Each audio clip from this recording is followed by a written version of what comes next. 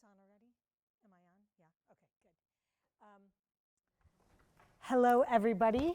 Welcome.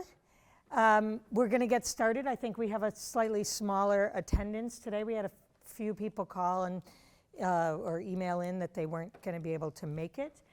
As our first point, Meredith, if you want to. Yeah, just real quick. Yeah, please remind people. Last time we all met online, just a quick reminder. My name is Meredith. I'm the language justice coordinator for the city. Tonight we have interpretation into English and Spanish. You all have your headsets. I think you're familiar with them. If you have any trouble, the sound isn't coming in, I'll be sitting in the back. Please just raise your hand, look towards me, I'll come in and see what's going on. Some things that will help interpretation work really smoothly. Try to speak clearly, loudly, so that our interpreters can hear what you're saying. And please avoid crosstalk. Try to take turns speaking one at a time. And that's it. Okay. And so I think that Gandhi is not here yet, so we can start interpretation when she arrives. All right. Hello, welcome, Happy New Year. I think we get to say that until we haven't we've seen everybody again. So let me walk through today's agenda. We are going to, our goals tonight, we want to, we've had some requests to talk a little bit about the survey, so we're going to have a little bit of time to talk about the survey and hear an update about that. The bulk of our meeting is really going to be focused on municipal finance, and we have Budget Director Mike Mastroboni here to present for us, and we had sent those slides out to you all in advance, so you got a chance to see those. And then if we have time, I'd like us to spend a little time talking about improving the CAG process. There have been some questions that have come through email, and if we don't have time, and because we are missing some people, it may be better that we set up a virtual, just group conversation about CAG process, because it's probably of less interest to the public, just sort of our ground rules and how we work together. And if we need the extra time to really make sure we're making the most of Michael's time and being able to answer all your questions that you might have. That can slip off the agenda, and we can schedule a separate time that we can all talk about that online between meetings to make best use of our time. But if we have time, we'll jump on that today. And then we will have time for public comment, and at the end we'll wrap up with any action items, talk a little bit about upcoming topics for our February meeting, which we're still working on scheduling with all of our potential presenters, but that hopefully will be the week of February 24th, back here in person. Any questions about the agenda? Okay. Next, I wanted to, just before we, there was an MSBA update. Rich, do you want to do that? And maybe speak in a way the mic can hear you so that I don't have to trade this off just for a moment. So we are officially in MSBA Module 2 now. We've gone past the eligibility phase. We're in the what they call forming the project team. If you remember from the last presentation, there's essentially two consultants that we need to hire. One is the designer or the architect, and the other is the owner's project manager, the OPM. That one comes first in the sequence. MSBA is very prescriptive in what they expect from, or how that request of services goes out, has to be in their format. Not surprisingly, the City of Somerville has its own requirements that we like to have.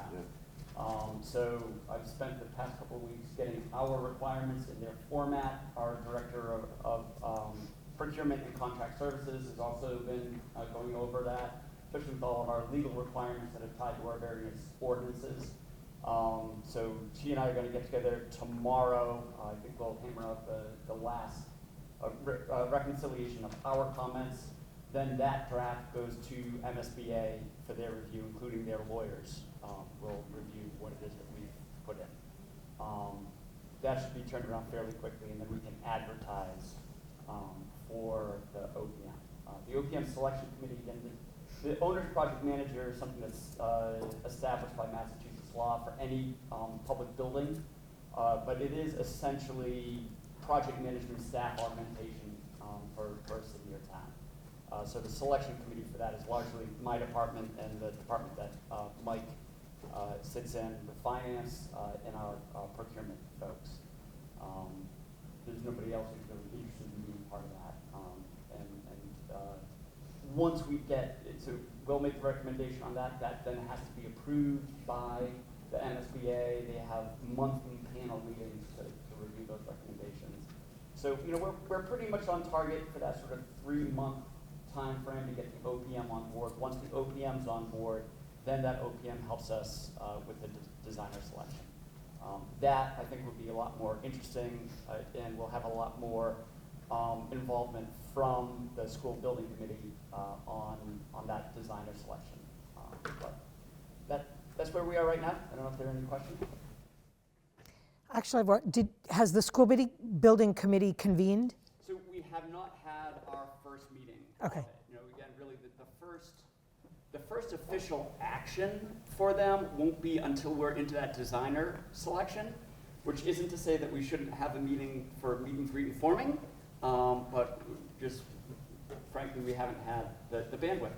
But on the topic of bandwidth, I would like to introduce a couple members of my IAM Capital Projects team.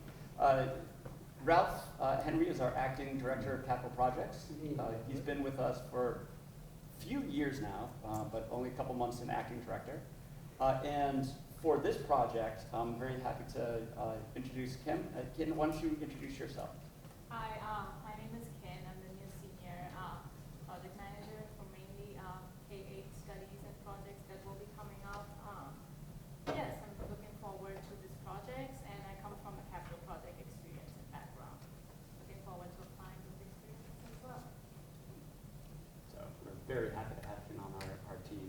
Out of the gate, she'll be, as you might have heard, we're looking to do an infill classroom at the Argenziano, who will be managing that effort, and then also managing this VA effort. And I think last month you did meet Marta, I'm sorry, Magda, who is also helping us with the public outreach. Yeah, I was here. Yes, you were here. So just another. Anybody? Any other questions? Questions for Rich? Great, thank you. All right. And my mistake, when we talk about the survey, we will have an open period for the committee members to be able to discuss the Yeah, absolutely. Yeah, that was on the agenda and is definitely, yes, indeed. So before we do that, I'm gonna hand the mic over to Anna from Somerset to talk about the survey, and then we will open for a group discussion. I did want to reiterate our group norms. These are all within the operating protocols that I had resent to you all, but just I pulled out a few of them because I just want to reiterate them. I know there's strong feelings about the survey, so I just want to remind everybody to please be civil and respectful, both in how you talk to each other and about each other or about other people. To make space and take space, that is, please do share anything on your mind, but also leave space for other people and share airtime. Try to be as constructive as possible. The purpose of this group is you all have a task to do, and the information from the survey is meant to be an input to your task, just like very many other inputs. And so any questions or concerns you have, please talk about them, but to try to be as constructive as possible. And we also ask, just in general in our work together, to try to be curious and to keep an open mind, give people the benefit of the doubt, and avoid assumptions and preconceived ideas. When we bring together a committee of people who come from who have very different experiences and backgrounds, we can expect that there may be some differences there, but we ask you all to really come ready to listen, right? So those are not just for this section, but for the meeting and really for the process as a whole. Okay, and so then without further ado, let me hand this over to Anna, and you might want to stand up and Anna's going to just give a little bit of background, and then we'll open it up for discussion. Do I like hold this? Sorry, I'm unfamiliar with the process. So if we do that, and then this do you have a pocket? I do not. I'll make it work. Yeah, just. I will hold Yeah, things. Great. I did not know I had to bring pockets. I will persevere. Hi, my name is Anna Gertzman. I'm the director of Somerstead. I was brought in to facilitate writing the survey. That's what kind of a main part of what our department does, is write and conduct kind of data collection efforts for the city. So, for example, we run the happiness survey biannually and other efforts. As a brief reminder of what we're trying to achieve with the survey, our main research question was around sort of what do people who are not in the know feel about kind of priorities around where new school buildings should go, and what should they be like, and also what other funding priorities they have, because everyone will have to vote, quite frankly, on an override to fund this, and so kind of where those funding priorities fit in is an important piece of information. So we have kind of a lot of opportunities for experts to weigh in. There's focus groups, there's already been other surveys, but this is kind of, from my understanding, the first time of getting kind of broad public input. So that does mean the survey has to be sort of more kind of explanatory, so that people who don't kind of know all the nuances of the situation can participate. Additional complexity was that we're in the kind of first phase of this process, so we don't actually have any specifics yet. So what we have is kind of general priority questions of how people feel schools should be and funding should happen, but without the specific context and the specific decisions of this particular project. That part will come in phase 2, and there will be another data gathering effort at that point. This sort of creates a tension in the survey design, where we have to be kind of most inclusive and most welcoming to people who don't know anything about what's been happening so far. And so we have to kind of, this is also because the audience doesn't know much about what's been happening so far, we have to kind of lower the barriers of entry. So we can't have them read too many kind of outside materials. We can't provide a lot of nuance. This is the thing that if they don't come to a focus group or to a meeting, they might do a survey. So in that kind of background, I want to talk through kind of the survey design and development process as it happened, and kind of catch everybody up to the current state. So we developed the survey in 3 sections. The first one was kind of general ideas of preference about schools. What kind of schools should Somerville have? What features should they have?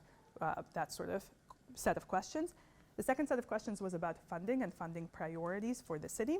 And then the third set was demographics, so that we could slice and dice the data and compare the groups of respondents to each other. So the initial development of the topics came from this group and also internal city and school staff. That's the sort of like whether we include sort of the playground spaces or after school care spaces, like all of those topics came from this group. We also had a review session where specific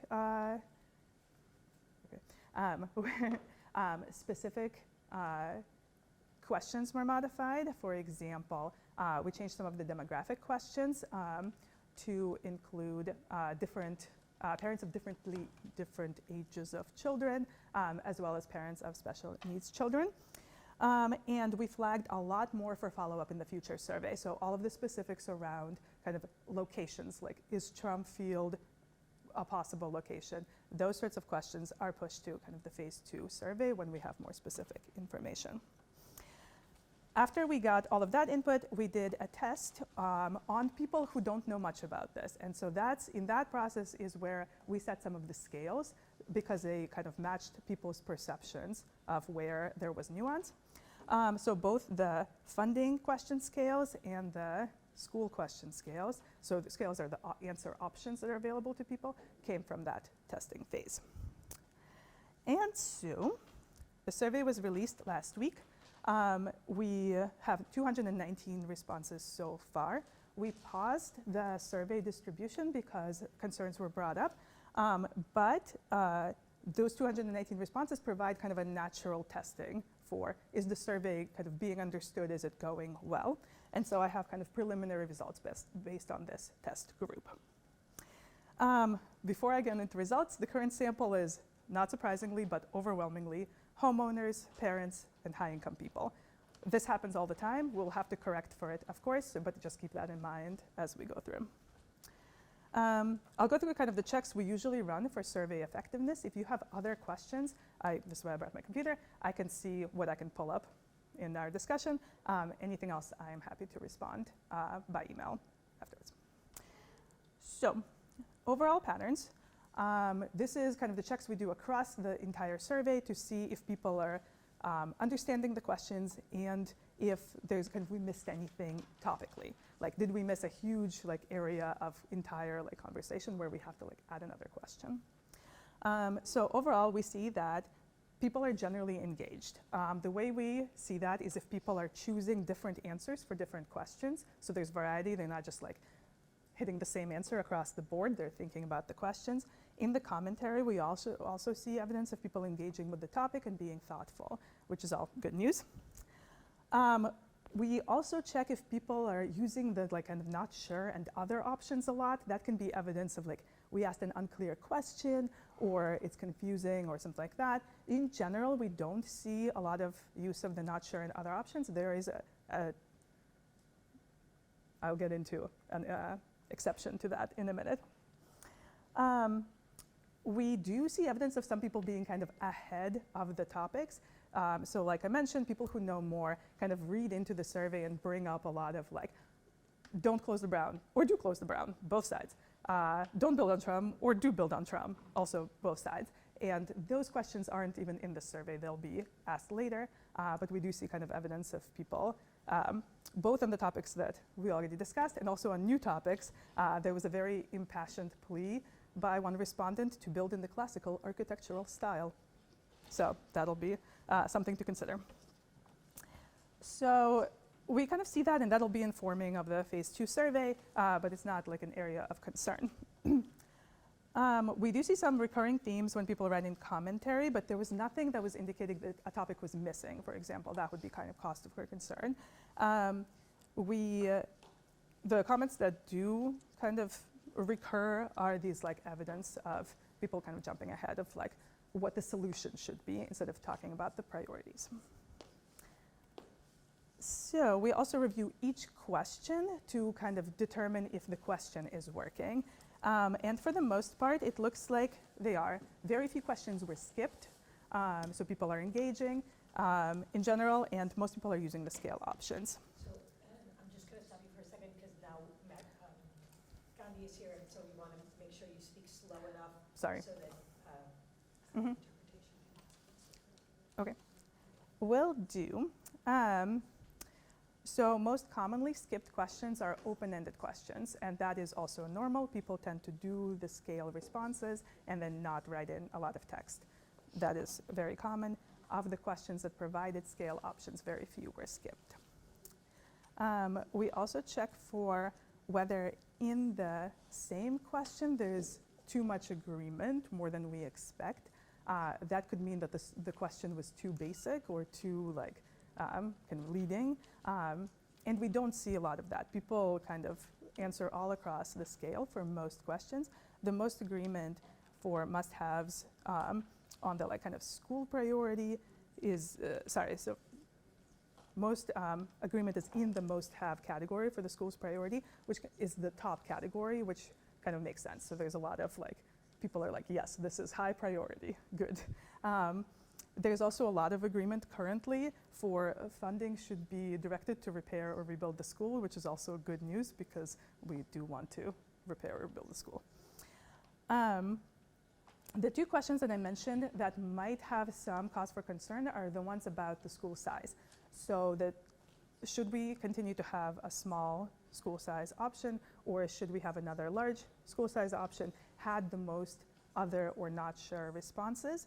So I think we can, it's still not, I would say, at a level that is too concerning. We can adjust for it in analysis, but it does seem to indicate that the scale is not perfectly suited to that. And that makes sense because they're sort of the only part of the survey that's like a scale of themselves, so it's like small to large. And so some people were very much like, well, I do want a small one, or I definitely want there to not be a small one. So we didn't give them that option of I definitely want not this. I want there to not be one of these, or same thing on the large one. So it kind of makes sense that that one wasn't as clear to people. So that's kind of the one that I would be adjusting for an analysis. From this point, yes, I'm almost done, I promise. From this point, normally, we would direct targeted outreach to underrepresented groups to make sure that we capture everyone's voices.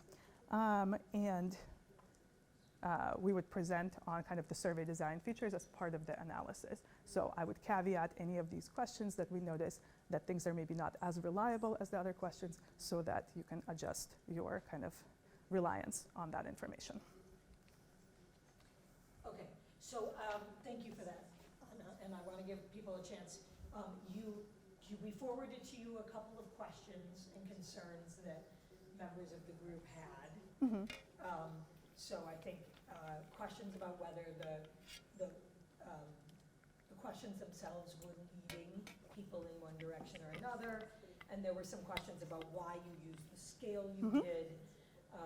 And I know you said it was through focus groups that came to that, but maybe you could say a little bit more about that, or maybe we'll just let people ask their questions and then you can just respond to those. But I just want to flag, those are some of the things we heard. There was concern, there were concerns about it.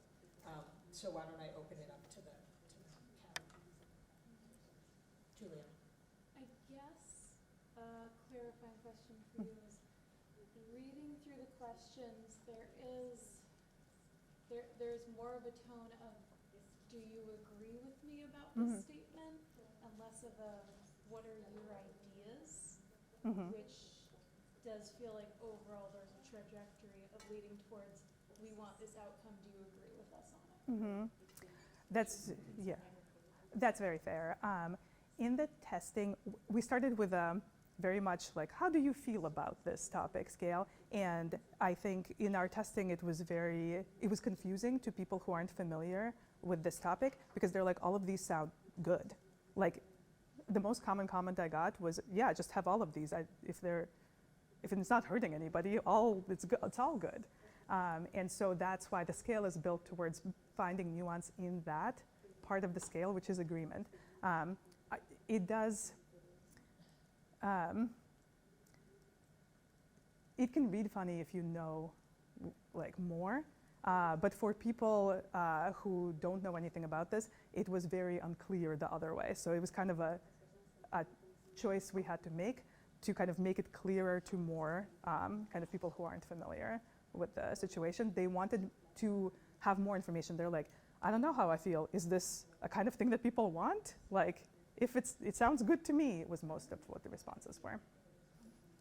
Does that answer? I have a question, because if I was someone that doesn't know anything and I'm asked, do you want schools with great facilities? Yes. No. Yeah. I will. I did. Answer. Yes, yes, more high. Because truly that's what I want, but also I am not being asked what wins over the other. And this is a race. This is not a pie. This is not the possibility of 100% for all is a non-possibility. It doesn't matter how early or late, it's one or the other. So what I find problematic is that we are asking the public that is not informed. We are not, the survey isn't clear that you are choosing one over the other. You cannot have it all. And if I don't know anything about this process and I'm a constituent and I receive that and I'm like, oh, I'm being asked, some things, small, large school, I don't think the question was well formed and clear, as you say, but at least it was saying pitching one against the other, more or less. I would not put it like that, but anyways. But the rest is asking us, do you want to keep schools where they are? Of course. Do you want parks? Of course. Do you want housing? Yes. And we cannot have that. So why are we asking that? Because then people will say, oh, but I am being asked. I was asked, and I said I want everything, and Santa Claus didn't come. And we are trying to make people vote for an overdrive. So I think that this survey can be informative, but also is creating it will create an expectation. If I was someone that know nothing, I will read that and say, oh, it's implicit that if you're asking me if I want these priorities, it's because you can't imagine, I'm saying you, the city, can deliver in those priorities.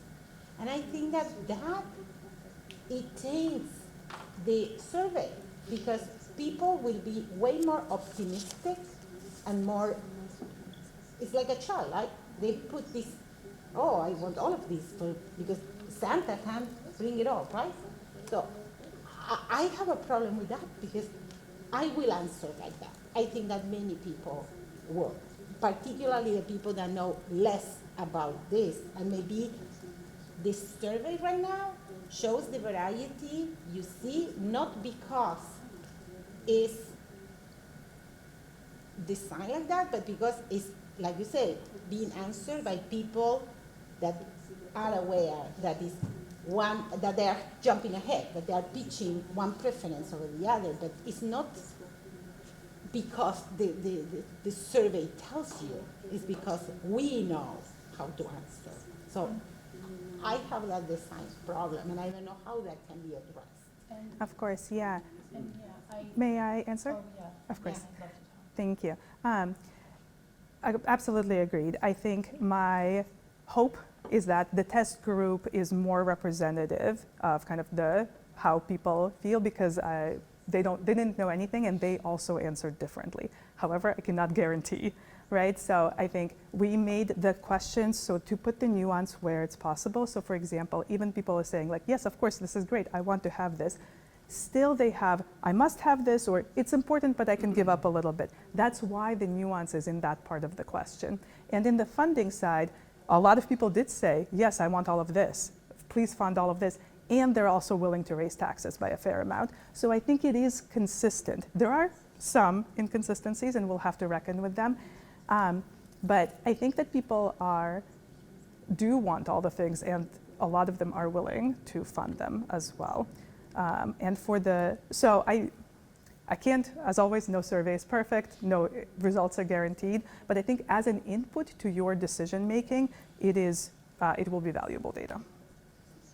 I'm sorry, I was well, go ahead, Jack. What's a little confusing is what is the goal that you're looking for? It's great to tell us how you put the survey, and we're going to try to get the least informed people. That's all fine and good, but what are we trying to achieve here? I can't wait to hear Michael this evening, because he's going to talk about the reality. What we're going to have to deal with is how, whatever we decide on, how it's going to be funded, and how that's going to go out to the community. Who's going to have to vote on that? And in that community, citywide, might be a lot of people who may not have a clue as to what's going on. So what we're talking about right here now in early 2025 is going to be a lot different than what we're going to be looking at later on. So it's a little confusing, and it might be, from your point of view, which was very, very well constructed. What are we trying to achieve with it right now? It's going to be a completely different point of view, especially once we know where the pluses and minuses are for the financing. No matter where we put a building or two buildings, there's going to be an awful lot more to look at. And it's going to come down to decisions that are going to have to be made by the school department, by the city, and ultimately the voters. So a lot of open-ended questions right now that need to be answered yet. And I just wanted to mention that I'm sorry. I know you put effort into this, but it is very clearly a biased survey. And I've heard that from numerous residents as well, with kids in the district. And with complete respect. The questions are guiding the respondent to certain outcomes. It seems very clear of that. Because the answers are like, yes, absolutely. Yes, maybe, I don't know. And then other. There's no, well, no, I don't agree with that. There are no options of I don't agree with this or not. We've all taken, I mean, sure, I know there's a science of surveys, but we've all taken surveys. We go to a doctor's office, we take a survey. Yes, I definitely agree. No, I absolutely don't. But that option to not agree or to agree wasn't even considered in this. And that's what really concerns me. And we all here, I want to respect our community and our constituents. And even, you know, and us in the CAC committee, we all have taken time out from our busy lives. Right now, someone else is putting our kids to bed. And right now, we're taking 3 hours every month to do this. And we gave input on this survey, and it's none of those answers were in that survey. Instead, there weren't even disagree or there should be another, sure, absolutely. But it was so, it seemed very slanted to one outcome. And we've been through this as a city before, where we've had consulting teams or we've had processes to let's community make a decision, and then the outcome seems to be what the city wanted to begin with, that the community's been guided to that. And I'm just so worried that we're gonna create public distrust through a lopsided survey, if it is a lopsided survey, not saying it isn't, saying that if it is, and if the public perceives it as a lopsided survey, where, and then there's us. We've spent, one of us had a baby, and there's a newborn at home. But he's not, he takes time from his day to come in the evening to come to this meeting. We spent over 10 hours so far talking about this, and then the survey is the result of that. And I don't want to be disrespectful to the committee's time and our community as well, and the Winter Hill parents and the Brown parents and all of the parents that are going to inherit whatever happens, if it's closing the Brown school, if it's taking green space out of Trump Field, or if it's whatever it is. I'm sorry, can I just I see the clarify? Director of Communications is here, so. Can I just clarify the I would like to concern I answer. think I'm hearing from both of you is the fact that there wasn't an oppose option is your main objection or No, concern there were a about couple, the survey? it comes across as a very biased survey. It's Can you not say a broad what else spectrum. about it is, you mentioned the It seems oppose like on every options, what answer else? guides you to, yes, we should definitely do this. And I don't know many parents that really think too deeply about the construction timeline. I know a lot of parents really, really want their kids to be in a community, and they want to preserve their community schools, like in Winter Hill. I could actually highlight maybe an example of what you're talking about. Yeah, please, yeah. So I was going back to look, there's a question about should we continue to offer small schools? And should we add a big school? And I think if that wording, part of that feeling of a leading is because you're talking about, well, should we even keep having this? And should we, does that make sense? Mhm. That's kind of a. Yeah, does that- I think it's a very good example. It presents a large school as a benefit we should extend, and a small school as an anomaly that we should end. And it's really hard not to read that as having an agenda. And I would just add, like, The question demographic. question 2, is very, very clearly targeted at the Brown School. Yeah. Because you choose one very narrow definition of diversity in this district, which is income, and ignore all the others. And I don't think anyone on the school committee or the community would say that there's only one definition of diversity that is reflective of our city. You know, there's 18% of the Brown School is in a multiracial family. I don't want to distribute it to those families and say you are not representative of the diversity of the city, because what are they representative of, if not the people who live in the city? And also, regarding that question, and full disclosure, I don't know what will be the best solution of any of this, but I read that it said it is important to you to maintain or increase the diversity. Let's be honest, there is no legal mechanism that the city has to change the demographic of, we have school choice. So parents go priority to their proximity school, and then whatever space left is lottery or whatever. But if all the, whatever demographic live closer or farther from one school, there is nothing that as a city, unless we change the rules.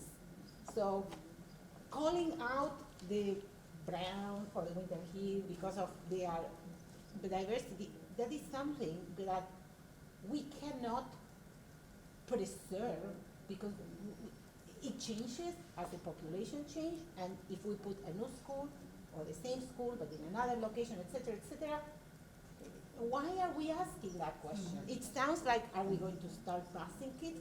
I'm not saying it's a bad or good idea, but that is not even in the book. So we are asking a question like, that is something manageable, or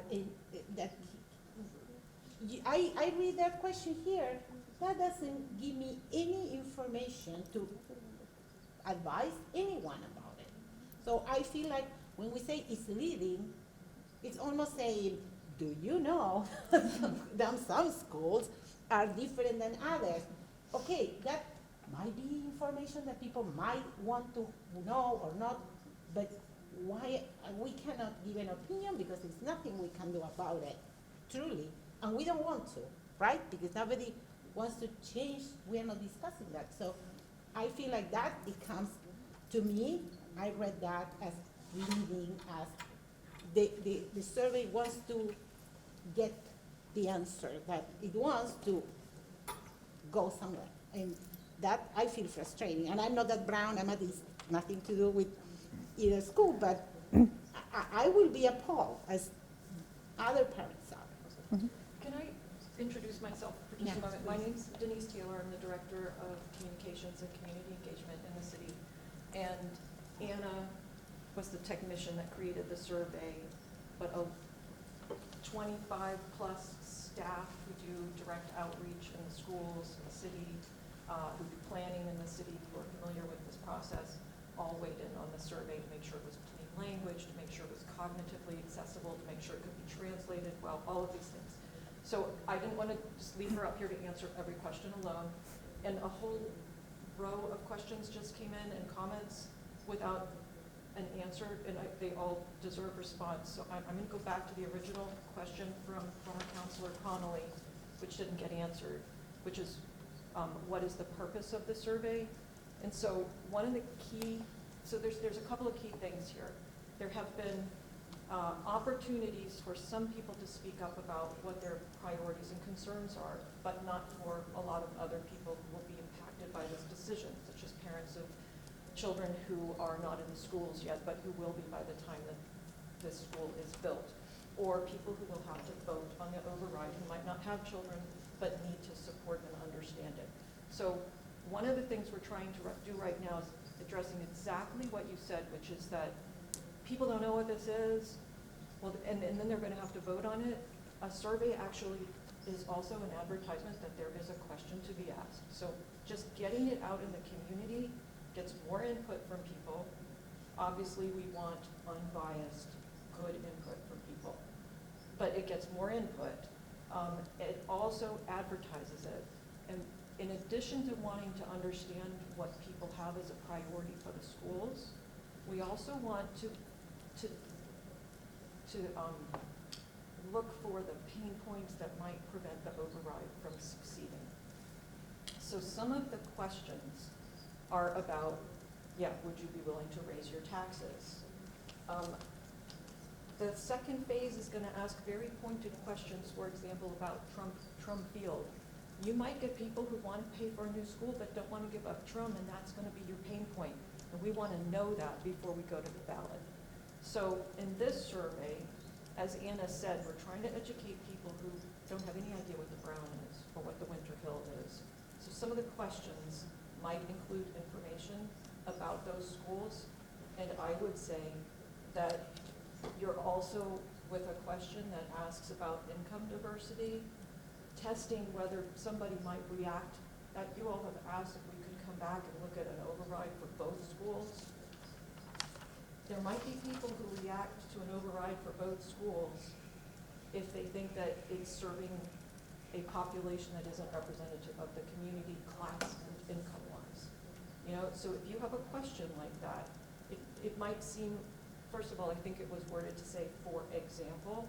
I think we all know that the community values diversity overall. One of the things that doesn't get talked about a lot anywhere is class diversity. And so that question, we can look at it, we can reconsider it, you raise a valid point. But I think what you're also sussing out with that is a pain point. Do people even, is that something that people are concerned about or not?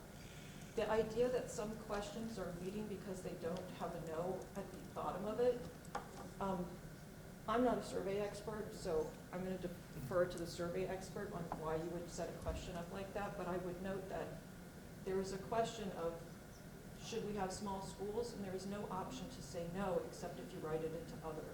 And there is a question, should we have a big school? And there's no option to say no. So if it is leading, it's leading in both directions.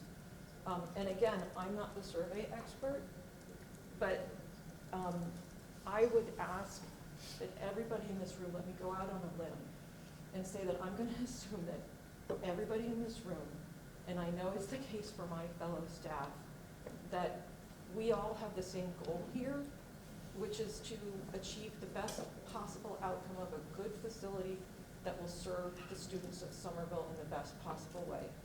If we are imperfect in our approach, we're going to workshop it with you. And I just, I know that this takes people's time, and I am deeply appreciative and respectful of people who give up their personal time to do this, just as I am of my colleagues who open a vein every morning to give to the city and work so, so hard. And we're trying to get to the same place here with good intentions. If it's coming off as biased, we need to look at it, we need to accept the criticism, and figure out where to go from here. But I want to be clear that it's not the purpose. There's no intentional bias built into this design. There is survey methodology that some of us may or may not be familiar with, and I will stop there. So I want to jump in because time, I want us to move to the financial presentation.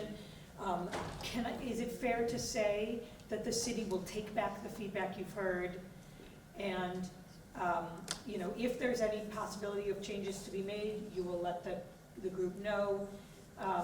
And I want to be clear with the group that what you do with the data you get from this survey is completely up to you as a group. That is where your power is. And so, right, no one's, if there are concerns about either certain questions or the survey methodology as a whole, that should be integrated into your analysis and your thinking as you use this as one of many, many data points that you're going to be using when you make your decision. But I don't think we're not going to redo the survey here right now. So I want to make sure all the concerns are heard by the city. Then the city can take those back.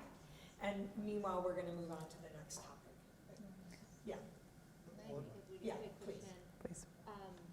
About the first thing that you said about you got like 290 responses. What is a good X-ray of the city? What kind of number are we talking about to have a representation? Because who will answer? And you said homeowners, owners, and high income, it's already telling us who will answer in the future, so it would be good to know what is a good. What we're survey aiming us. for.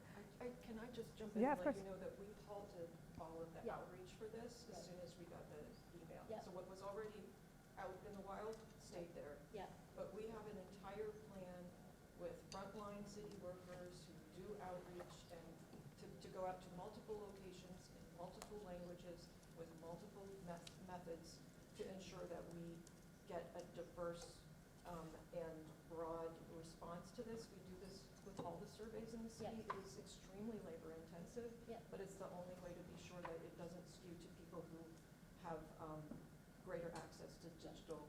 and is there a target number, percentage of something that you're trying to hit so that it's reliable? Yes, so more than a total number, we look for enough in each category. So my rule of thumb is 30.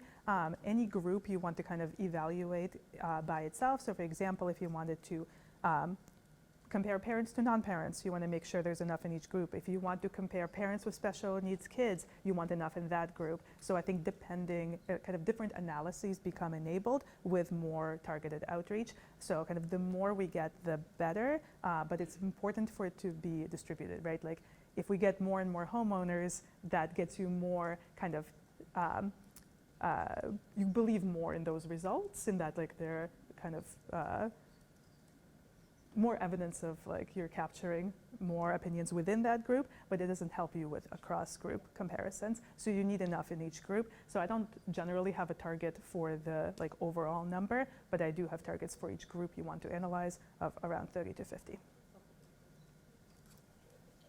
And I don't want to pick apart every question here because I don't think that's productive, but I think the process issue, and this has come up in a lot of different ways, is that several members of this group repeatedly requested, just let us see it before it goes out.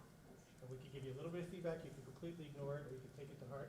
But we didn't get that opportunity, and we're the recipients of this data. We're the ones who are supposed to benefit from it. And we could have had a better survey if we had a little bit of feedback. I mean, we focus grouped it with everyone but the people who are receiving the data. And there's so many opportunities where if we had time to digest and not analyze things in the moment, we could make the entire process better. We would get better information if we had pre-reads well ahead of a meeting and could ask more thoughtful questions. If we could see a survey ahead of time and tweak one or two questions, a word here, or add context or link or whatever would be right, we could get better information, which all of us would think is more relevant to us. And there will be disagreements about what those tweaks are, but I think that feedback would be very, very useful for making higher quality data, because if we're going to be data driven, we have to be asking ourselves, what are we driving? Yeah. Can I just briefly say that there's clearly a communication issue here, because we did not I'm not sure where the repeated requests to see it before it went out are coming from. We checked with CBI if we were supposed to come back and present it. We took very seriously requests from this committee that you want us to move quickly. There is a push-pull here of, do you want to design a survey by committee and you also want us to move quickly? We can't do both. And so It's not designed by committee. So view and design are two different we had the understanding concepts. that we took feedback from you. Anna actually did faithfully incorporate a lot of it, even if you don't see it. And we did not expect to need to come back. So if that's the case, I apologize. I would also want to go back to the original mission. Like, we actually never intended for the CAG to, in the fine details, define the public outreach, but rather to be the recipient of the information. But because we understood that there was interest, we brought it to the last meeting and we listened. And I know it wasn't a long enough session, it could have been more, but it all was incorporated. So I think there's a miscommunication here because it was not clear to us that we were coming back. I think there was a clear request from the group, right? I first showed them my questions. There was a lot of concern. We had a second meeting in December where then you each got their input. And we did it during that meeting. You did say, the city's gonna take this back and we're gonna get this thing out, because there wasn't time to circle back to the group. I don't think the group, I know there were members of the group who never liked that decision. They would have preferred to see it before it went out, but I think the decision was based on time.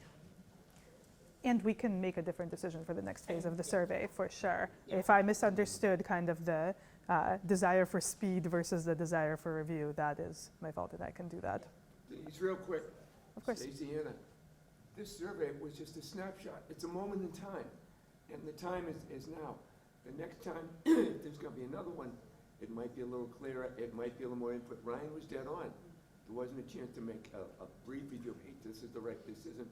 We had a chance, now the next time we do it might be more refined, just like taking another picture. A little better lighting, a little better time, Improve the process. might be the case, so, but I think timing is of the essence. This is, I think, the fifth school rebuild that I've been through, and that this is getting into so much more detail than I can recall in any one of them, from going back to the West Somerville Community School, to Lincoln Park, to Potter's Community School, and having done the high school and part of that process. There's an awful lot of minutiae being focused on right here. We may need to broaden the horizon a bit so we can accomplish a little bit more, because I don't think we're heading in that direction right now. Absolutely. On that note, we can improve the process going forward. That was not intentional. But Okay, last comment from Gandhi, and then we will move on.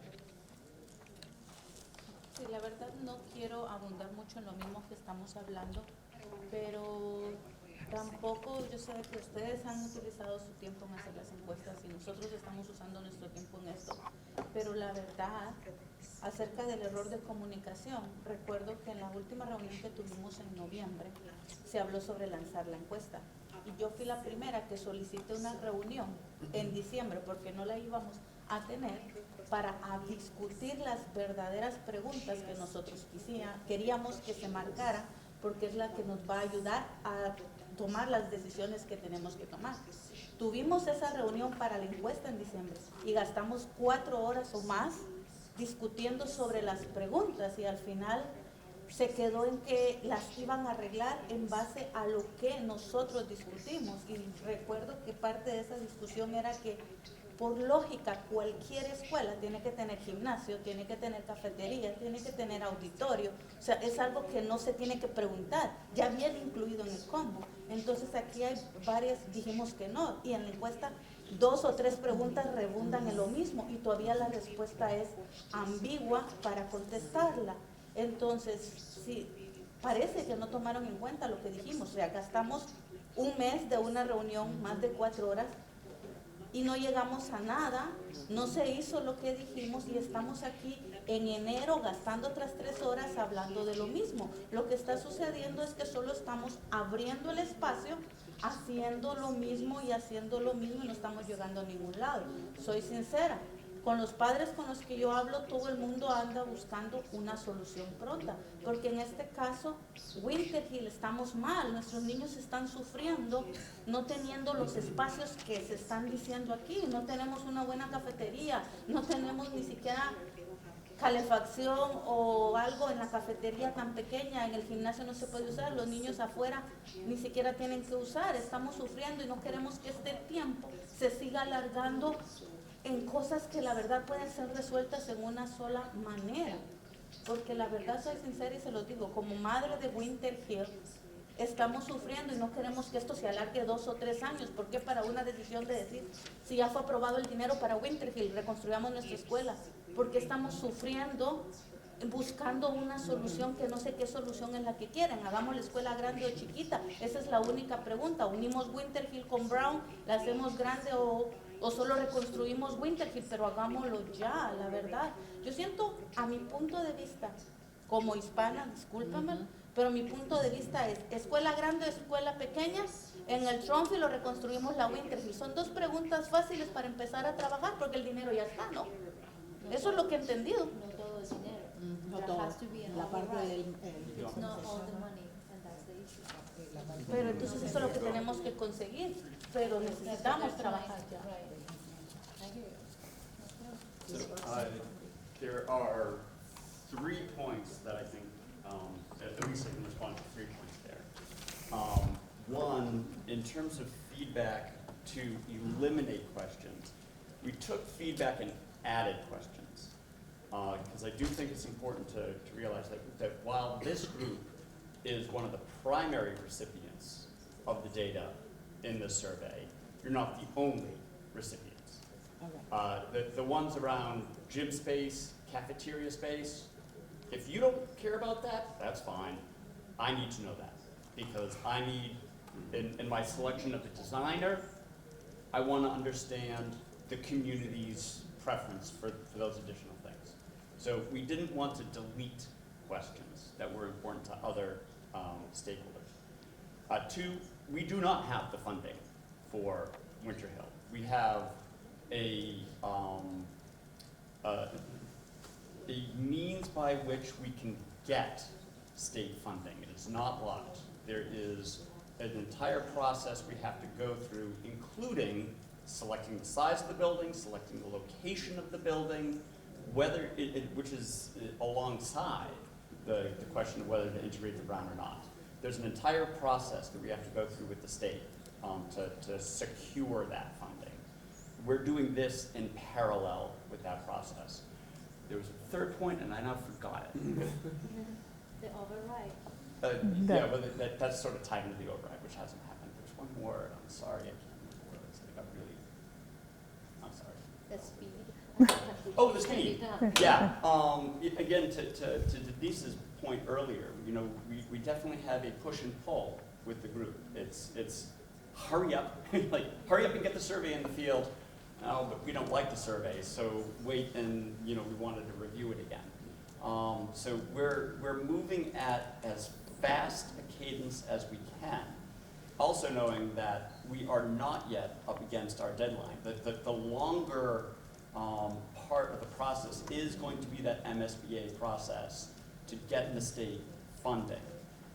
So as of right now, this isn't being dragged out. The survey, none of this is impacting the overall timeline. And there's very little to nothing that we can do to accelerate that beyond what we're already doing. You know, for example, I mentioned that we got past the first stage gate of the MSBA process. What I didn't tell you is that it took some arm twisting behind the scenes to get that. They wanted to kick us to the February meeting. And I had to make some calls, and I had to threaten the mayor to escalate at the State House. Didn't have to get to that. My calls got us through and got us on the December agenda. We are doing everything we can, and we do not rest on that overall time frame. So we're moving as fast as we can. But on the issue of money, because I'm not sure everyone understands, there's still a match we have to do, right? Right, so it's not free. Getting a school is not gonna be for free.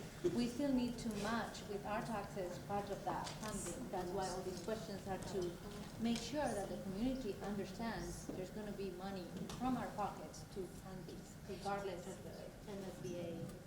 And I think that's important to also communicate to the community. Yeah.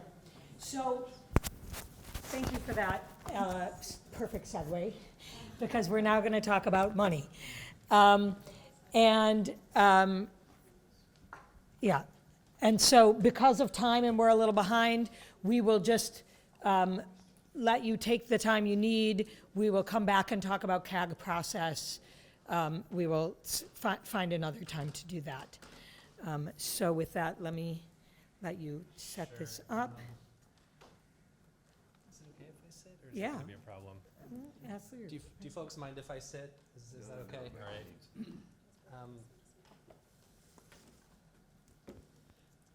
Okay, so this goes in here, and this goes. This is my first time with this as well, so thank you for your patience. So we can go to the next slide. My name is Mike Mastroboni. I've been with the city for just over a decade now.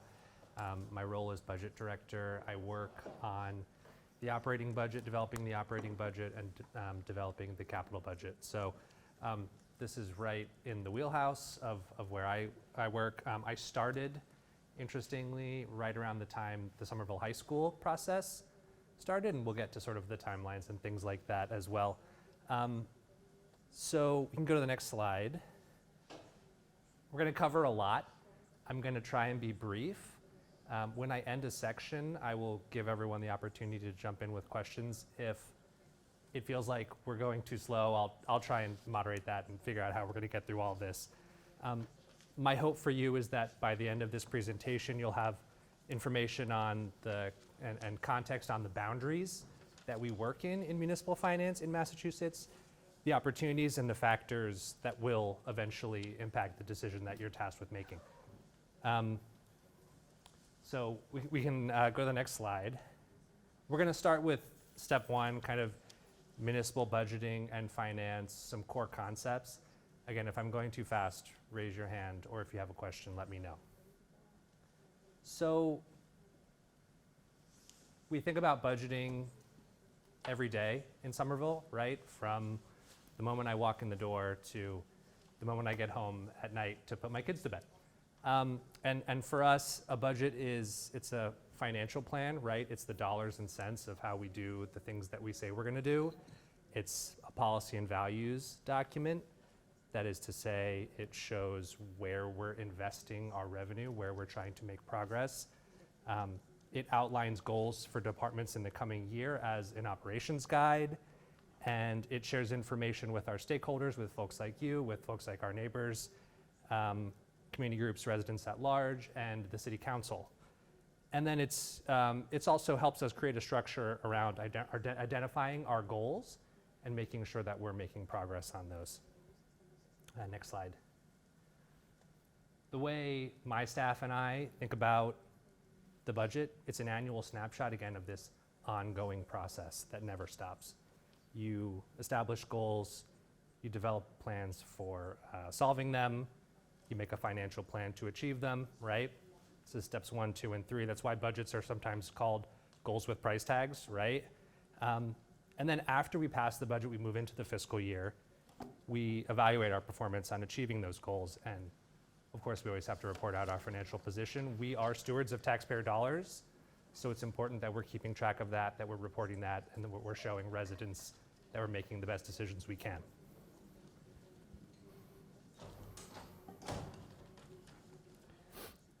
So pretty much every city and town in the Commonwealth, when you look at their budgets, the numbers are the budget is pretty similar from city to city. We're all subject to the same rules from the State Department of Revenue, and we rely on the same kinds of state support.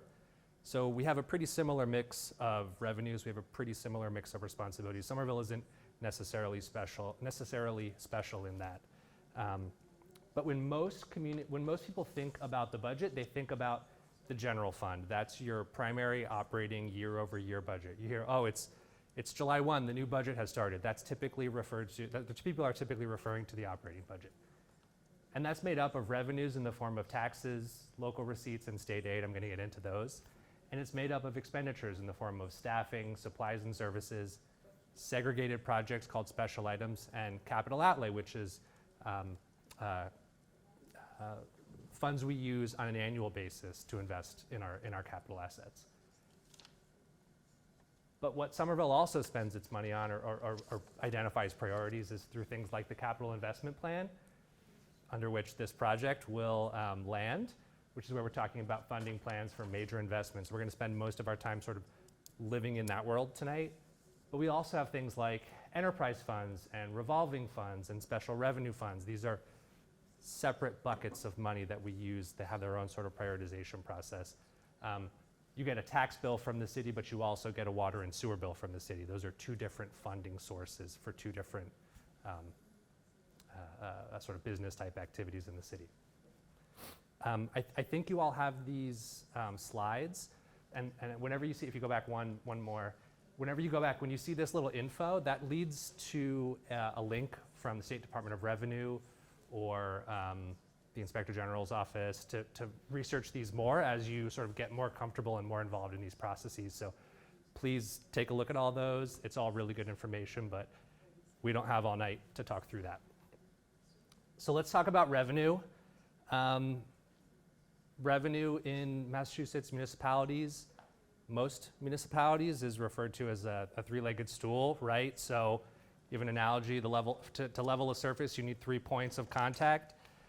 The first and the most important revenue source, as you can see here, is taxation.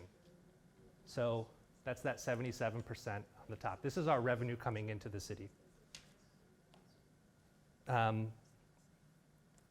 bulk of this revenue is property tax. You've also got a couple of economically sensitive excise taxes. You pay your motor vehicle excise tax. You come to Somerville, stay at a hotel, you pay hotel motel excise, so on and so forth. But almost all of that first bucket, the 77%, is property tax, which is why we're going to spend a lot of our time tonight talking about how property tax works in Massachusetts, because that's what is going to pay for a large capital project like a new school. We also have state revenue. That's that second group, that yellow input. In fiscal 25, that's about $54.5 million, only 15% of our budget. On an inflation-adjusted basis, that has been going down over the last 20 or 30 years. We have to rely less and less on the state helping us out in our operating budget. And then the last one, a lot smaller, but also super interesting, is local receipts. This is fees, fines, permits. They mostly stay relatively consistent with the exception of perhaps building permits. Those come in chunks. You might get a $5 million building permit over the last few years. You see these big buildings. We've gotten a lot in building permit revenue. So again, we're going to spend most of our time talking about why property tax is so important in Massachusetts, and because that's, again, how we're going to fund it, and that's where we get most of our money. Is most of the state, what portion of the state revenue is the Chapter 70 school operating budget? So it's Ballpark. it's less than half. The bulk of that, I think something like 30 million is called unrestricted general government aid, and then the second biggest chunk is Chapter 70 school aid. So it's not insignificant. And can I ask you a question? Yes, please. In taxation, when business contribute, how, in which bucket does that go? Sure. So businesses pay, like when you own a property, business they'll pay property tax on their building and the land that they own. There's also sales tax that they pay to the state. There's income tax that they pay to the state and the federal government. To us, so a business, Yeah. I mean, because, so the business community is in this thing, sort of bundled with homeowners. Yes, it is, yeah. So it's businesses here contribute to the budget mostly by rent. Correct. Paying rent. More or To less, to the property owners. yes. Okay, thank you. There's other ways they contribute, but that's a big No, one, no. yeah. To the tax. Yes, yes. Not to the community. Thank you. So let's talk about what we spend our money on, and this is a crafted diagram specifically for this group. You're the first to have seen this. Somerville, we're in the business of solving problems, right? The way we do that primarily is through our staff. Out of our $363 million annual budget, $246 million of that goes to paying for city and school staff, health insurance, pension, things like that. So we are an organization of people. Our budget is a budget of staff. So what I did so the next group is ordinary maintenance. This is our supplies and services. Within that also is debt service. Is everyone familiar with the idea of debt service? You borrow money up front and you pay for it over time. We're going to talk a lot more about that, but before I get into the details, does anybody have any questions on what that is? Cool. So, of our $106 million ordinary maintenance budget, we paid $21 million this year to pay principal and interest on past debt that we've already incurred. Of that $21 million, $6.6 million annually goes to pay for this building that we're in right now. The reason I'm showing you this breakdown is to show how important these school projects are and how big of an impact they have. All other debt service is about just a little less than 3 times the cost of Somerville High School. And we actually got Somerville High School at a bargain, which is great. I'll talk more about that. So there's an infinite universe of needs that residents, staff, our stakeholders, the state, want us to spend money on. We obviously can't fund everything. So what do we spend our funds on? This is just a quick chart, next one, next slide, to show the proportion of what we spend our funds on.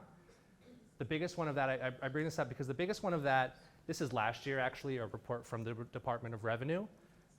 We spend about a third, $1 out of every $3, shipping directly to the Somerville School Department. That being said, funds in public works, funds in public safety, debt service, all go to support the schools. So our biggest expenditure as a city in Somerville is by far the school system. It's one of the most important things that we do, and you can sort of see that breakdown here. Before I start getting into some really kind of math stuff, do you folks have any questions on things that I've started with? Sure. Isn't it like normal for all towns cities to spend the most money on education anyway? Yes. Okay. This is not unusual. Again, something I said at the beginning, most budgets in Massachusetts look relatively similar. What does capital outlay mean? Sure. So that is cash, like annual operating budget to fund sort of smaller or medium-sized capital projects. Rich, what's an example of a smaller or medium-sized capital project that you're spending money on? This has been something that I've been lobbying for since I got here, to increase the capital outlay. And so there are very often projects that could be eligible to be borrowed against. But instead of borrowing to do those capital projects, we use capital outlay. We've been steadily increasing the amount of roads that we paying cash as opposed to bonding it. There's smaller improvements to the buildings. We use some capital outlay for the improvements at the Edgerly, when we did Edgerly Phase 1, things like that. Are the things in the capital improvement plan, is that what's the capital outlay? So technically, no. What we publish as the CIP, the capital investment, is the investment, right? And so we're intending to incur debt on it, so it's outside of, the things that we list in the CIP are typically outside of the capital outlay. Frankly, the things that get into the capital outlay are the less sexy ones, just like paving a road or repairing some doors. But it's a way to, again, as Mike points out, today's debt or today's capital project becomes tomorrow's debt, which limits the operating in the future. So it's just a balance. So, sorry, last question. So then the things in the capital investment plan, the debt service for them are likely in that orange line? That's right. Yeah. Okay. Exactly. Okay. Yeah, we use capital outlay to avoid borrowing. If we can pay cash for a traffic and parking van, it's better to pay cash than to borrow for it, right? If we could all buy our houses without a mortgage, we would do that, but we can't. So let me move on to Proposition 2.5. This is the real good stuff. The single biggest constraint that we face in Massachusetts is a ballot initiative from the early 1980s. It does a couple of things. It limits your total property taxes to 2.5% of the value of all of your property. That's important for some communities, not in Somerville. The value of our property is significant.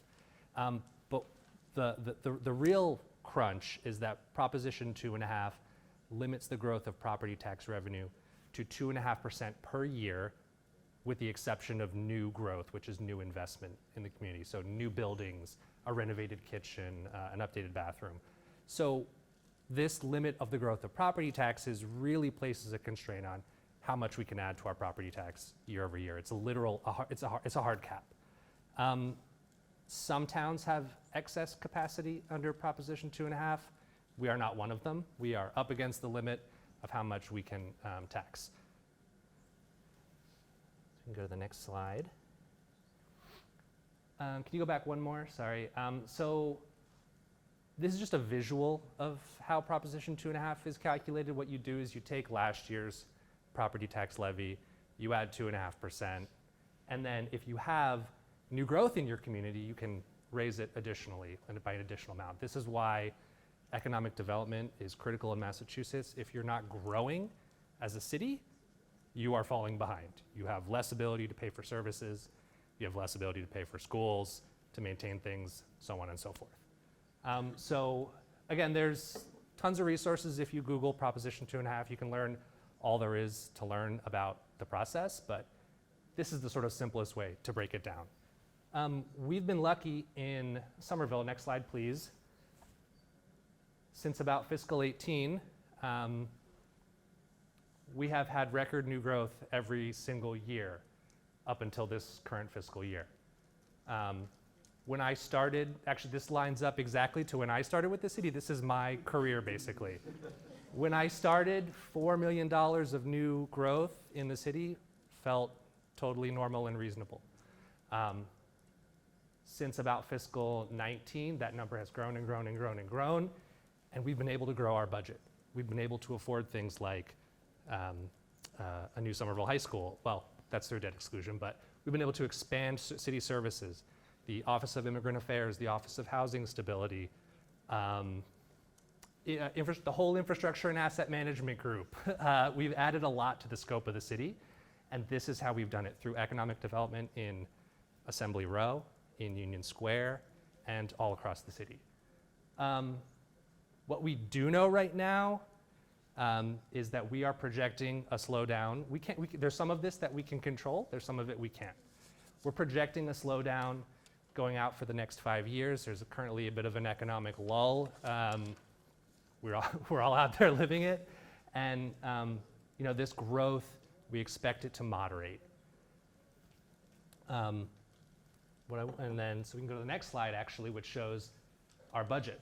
And again, super interesting how this building and when we started this project matches nicely to my career, right? I started here in Somerville the year we put in our MSBA statement of interest for the Somerville High School project.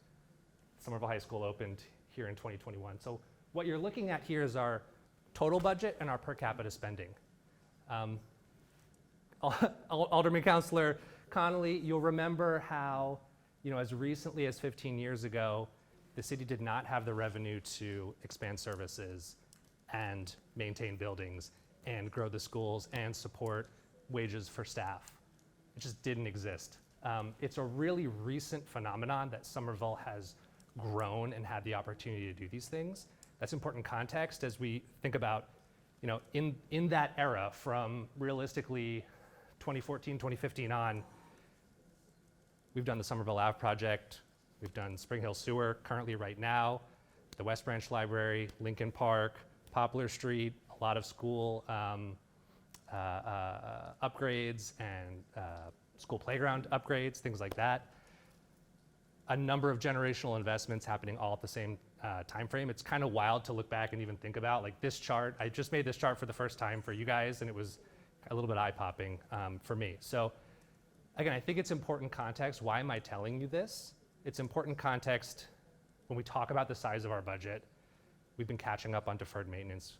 We've been expanding programs. We've been investing that over the last, I'd say 8 years or so. It's a relatively new phenomenon. And again, this is why Proposition 2.5 is so critical. It's why growth is so critical. It's why we have to really think long-term about how we spend our money, what we commit to. And it's why planning and prioritizing, financing big capital projects, doing more with less, or choosing between a bunch of great ideas. That's what's cool about municipal finance. It's what we do every day. All that being said, the writers of Proposition 2.5, can you go to the next slide, gave us 2 tools to cheat the system. The first, where do my notes go? So the first is a debt exclusion. We're going to talk a lot about that. That is when voters vote for a temporary increase in property taxes, specifically to pay the debt of a project. That could be a new police station, it could be a new fire station, it could be a new school, it could be this school, it is this school. So we went to the voters, asked them to approve that. The other way to break the limits of Proposition 2.5 is an operational override, which is when you have a permanent increase to the property tax levy. When a debt exclusion expires, the property tax levy goes back down. So it'll go back down by $6 million a year. in 2054 or whenever this building is paid off. An operating override is forever. These are the two types of ways you can skirt the limits of Proposition 2.5. I'm a Medford resident, former Somerville resident, but current Medford resident. We just had 3 of these on the ballot this last election. We had an override, 2 overrides, and an exclusion all at once. For those keeping score, the overrides passed, the exclusion did not. I won't comment on that. So these affect taxpayers temporarily or permanently. And as far as I'm concerned, an exclusion might as well be permanent because it's 30 years for a building, 20 years for a building. Go ahead. What happens when it doesn't pass the vote? You don't get the money. And then you don't get to do the project. Exactly. So, So, one Go ahead. question, because now we are hiring the OPM and the designers well ahead of even putting that on the ballot. But that's nothing compared to the cost of No, it. I know, but, Yeah, but that, So- sorry to interrupt. so that will be lost money, basically. If the override does not pass, Pass. then yes, it's We scrap local that. investment, yeah. I mean, and so it often then leads to additional expenditures. So a recent debt exclusion that failed to pass was for Whittier Vote Technical High School, which is up in the Merrimack Valley. Haverhill, Amesbury, Yeah. Groveland, Idaho. But they had gone all the way through design, which you have to do. Yeah. To come up with the cost estimate of the project. And that failed the debt exclusion. So they had to go back to the drawing board, and they got back in the MSBA queue to redesign. Okay, thank you. And this question we often get, can you say what level of detail you need before you can put something on? we'll get there. Yeah. Yeah. Okay. And I've also got a resource, one of those links I really want you all to click and understand because there's a really good long form document that you all want to read. I'm trying to be conscious of time. Great question, because here's the information. Thank you. So this link right here, the mechanics of an override, they're complicated, but there's some important takeaways I think that you all need to know up front as you do your research, right? I think Rich has talked about how MSBA is very picky about the language.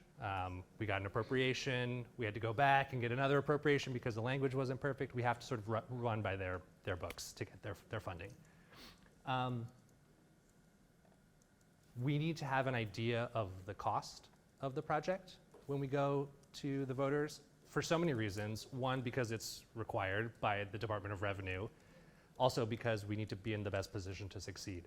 I think we've identified that you're in trouble if you don't get the vote to spend that money. You need a 2/3 vote of the city council to place an exclusion question on the ballot. So we'll need council support. Councilor Strezzo, I see you, I'm looking at you. And there's exact language. There's a lot of, this is a pretty, I wouldn't want to call it straightforward, but it's complicated, but it's, there's a lot of steps in the process. And, Sure. sorry. Yeah. And I assume that if for whatever reason the project fails after an override, that's a huge problem, right? Like once the people say, okay, raise the taxes for this, the project must succeed, must materialize, right? There could be, my point is, at the time, people are voting to override for a very specific, like you say, very specific language. Let's say for the rebuild of Winter Hill in such and such location, but because the city asked for money for that, and then for whatever reason there is a change of mind, you cannot not do that. You could actually. So what's important to note about a debt exclusion is it's almost in the name, right? You're excluding the debt from the limits of Proposition 2.5. Okay. So if we don't take on that debt, so if we said, I don't know, something happens and we say, actually, we're not going to do any of this process after the vote has been taken, we don't have to borrow that money, and therefore the debt exclusion doesn't exist. Okay. There's also something called an underride. You've heard of an override. Have you heard of an underride? And that's when voters specifically vote to lower the Proposition 2.5 limit. But since it's tied to the debt of the project, All right. it could come in lower. I Hopefully, yeah. understand. Thank you. So again, I encourage you to click through that link in the bottom left, review the information from the Department of Revenue on this topic. We could spend all night talking about that, but I'm not going to do that to you. You deserve a better night. So let's move on to financing of capital projects, right? Did you, sorry, I know there was a question, I want to make sure, Ryan, your question was answered about how much information or what specific information? Is that you're going to get to that? I would say follow that link. We're going to have a number of conversations. I'm probably going to be back talking to you. We're going to become friends if we're not already. So I think as we get closer to actual numbers, we can get there. I think I'm going to speak a little bit more broadly for today, if that's okay. Yeah, I guess the point is, I think some people will ask, why can't we just put this on the budget, the ballot Yeah. as soon as possible? Yeah. And for $300 million to cover everything. Yeah. And I assume the answer is we need specificity according to MSBA process. We need specificity. Yes, sorry to interrupt. We need specificity on the MSBA. We need specificity on the project cost for us. We also need voters to understand the picture, right? So there's a lot of levers that if you go too You can't fast. just say blank check, we'll figure it out later. Good luck with that. Yeah, I wouldn't recommend it. Sure. Like, we got in prior documentation, like, estimates for different projects based on the different options that were presented. And so it's not just kind of ballpark, like, we'll just throw in $100 million for some of them. It was $86 million that was for a Brown renovation plus a Winter Hill rebuild. The Winter Hill rebuild would be through the MSBA. Presumably the Brown renovation would not be through the MSBA. It would not be, yeah. And so could we do a ballot initiative later this year? Obviously, we might not want to do that. I'm just saying hypothetically, based on the fact that we at least have an estimate for what that renovation would cost. Yeah.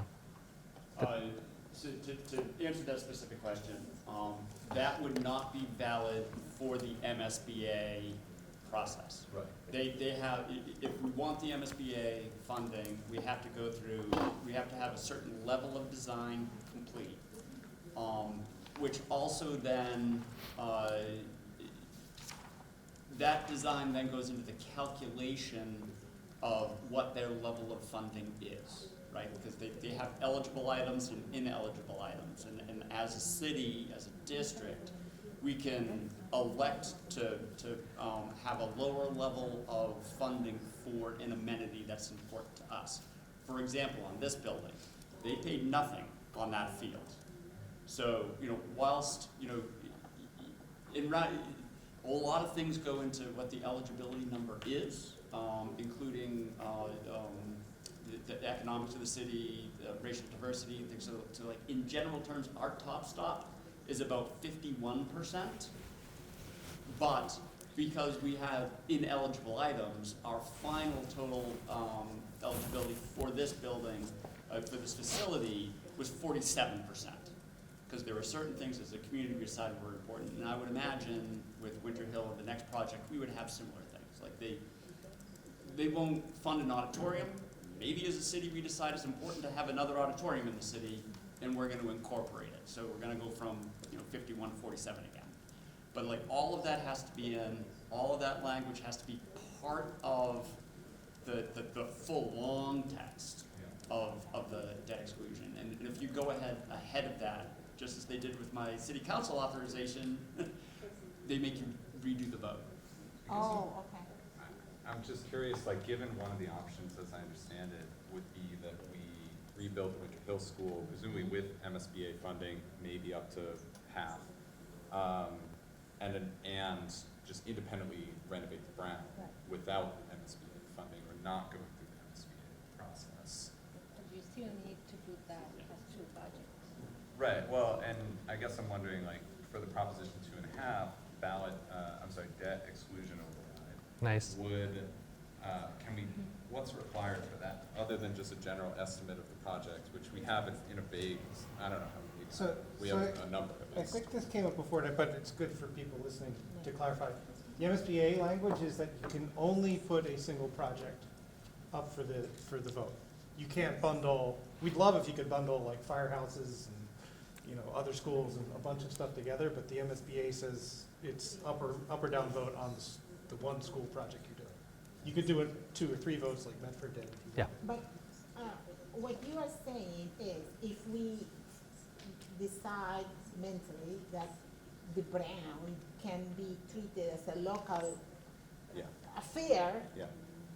suddenly the Brown timeline Yeah. is uncoupled from MSBA, and we could create an override just for the Brown and let the Winter Hill go through this more involved process. So you're saying we could decide, Yeah. and that's what I still don't understand is the answer. Let's say we want, we could do that? You could. That's risky. Okay. I'm not I think what's important to lay out front is speaking of rules, I'm saying, Yeah. not if strategy. Absolutely, yeah. Rule-wise, that could go on a ballot independently of the other stuff. Yeah. Okay. I think you're adding risk in terms of separating them. You're not able, you have to do 2 separate campaigns. You need 2 separate votes. You run the risk of folks saying yes to a potential Brown, and then you're halfway in the MSBA process and you don't get the vote for Winter Hill. So I'm not here to talk about political strategy, right? But I think those are the risk is significant. Okay. And Sure. sorry. Okay.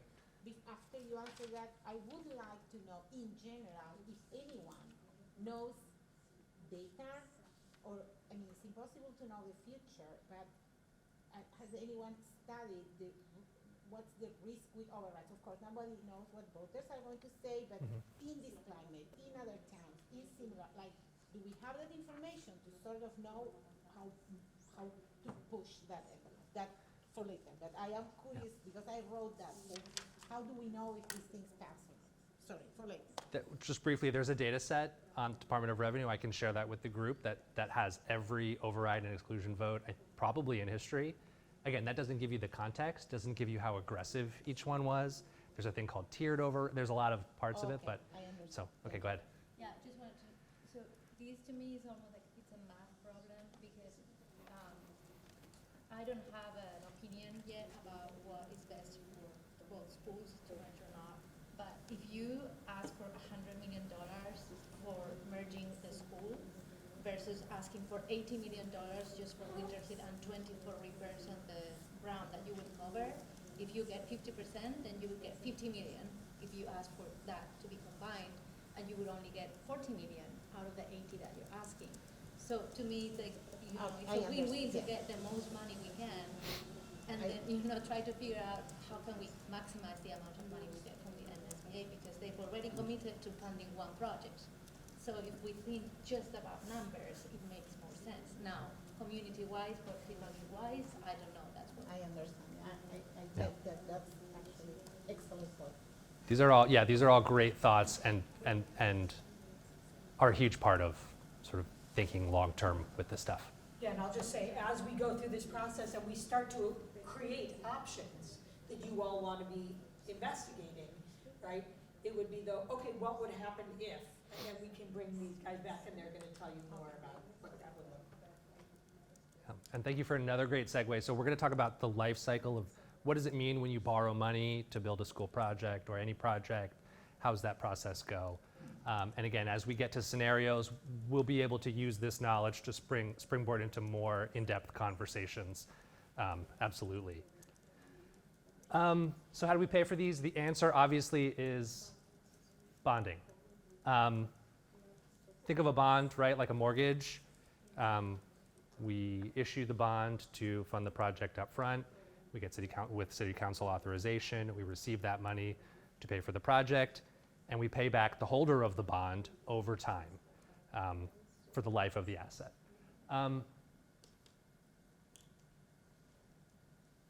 So what's great about debt exclusions, right, is the amount of revenue that we generate is tied exactly to the amount of debt service that we have to pay. And what's great about bonding, we want a mix of bonding of cash in all of our projects, right? Bonding obviously costs more money, but what it does is it creates generational equity. If 30 years of students are going to be using the Somerville High School, we should be paying that with residence taxes over 30 years. The idea is, one group of folks should not pay for an asset that then other people get to use. So a combination of paying things up front to save the most money and paying things over time to create that generational equity is the strategy, and that's how we think about these kinds of things. So as I said, it's a lot like a mortgage. For us, the city's bond rating is like your credit score, right? It impacts how much interest you pay. I'm going to talk about how we think about interest right now. But again, a better credit score, better bond rating, lower interest on your borrowing. Another important piece of this is there's a legal obligation to pay back your bond before you pay anything else. Why am I saying this? Because that's a fixed cost. Once we borrow for a school or once we borrow for a streetscape project, we need to pay for that before we pay for staff, before we pay for our pension, before we pay for goods and services for public works. That is a legal obligation and is the first dollar out the door. And then something that we're seeing, we actually have a bond rating call tomorrow, which is exciting, sort of. But so rating agencies right now, we're hearing from them that they're worried about taxpayer fatigue, right? A lot of communities in Massachusetts, because of inflation, because of the need for better schools, better services, better everything, they're going for overrides. And the credit rating agencies are looking at us and saying, do your residents want this? What is the likelihood that you can get these passed? If you get an exclusion pass now, will they give you an override later if your debt service burden gets too large? These are the type of things that we think about as we're creating financing plans for these big types of projects. So we can go to the next slide. And that's because the credit rating agencies know that when you borrow, it's going to impact your budget for the next 5, 10, 20, 30 years in the case of water and sewer, years. You're locked into that. It's a fixed cost.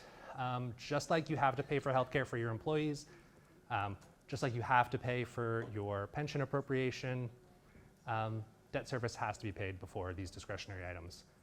So if we have too much debt in the city, it limits our ability to fund school maintenance or the Office of Housing Stability or staff salaries and things like that. So that's what is really, really important in thinking about these huge cost projects. And that's why debt exclusions are really cool. If you can get the votes, if you can get the support, it preserves capacity on the operating budget to do the other things that residents want us to do.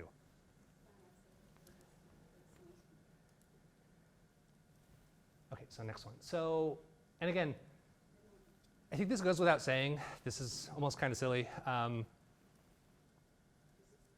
We don't have infinite resources to pay for debt service. We have set financial metrics for ourselves as a city. I'll get into that in just a moment. But obviously, a new school is going to create a long-term obligation. For a school, I think it's 20 years. Even with MSBA aid, large construction projects, again, Somerville High School, $6 million every year for 20 years. So we need to think long-term to maintain our debt levels at a manageable level in order to not put pressure on the general fund. So, but we're constantly doing these things. Debt service from projects 10, 5, 20 years ago are always falling off. We're adding more. It's the responsibility of people like me to make sure that we're not overcommitting ourselves. We do other capital projects that we're working on existing capital projects that will compete with this school project for needs, and that includes school HVAC, it includes parks, playgrounds, and schoolyards, a new public safety building, mobility infrastructure like the Highland Avenue redesign, right? These are all part and parcel of the same ecosystem, competing for the same resources. Again, that's why debt exclusions are really valuable in these big projects. Okay, so what does a long-term financing plan look like? Don't stress too much about this visual. This was what was initially proposed for Somerville High School, right? Where, okay, so was this a, so what we're talking about is when we start building the high school, the debt service ramps up as we spend more and more money, we borrow more and more, you hit the peak, and then at the end, it all falls off and the budget goes back to normal, right? We need to consider a lot of things as we're developing this proposal, right? As you're developing this proposal, as we develop it together.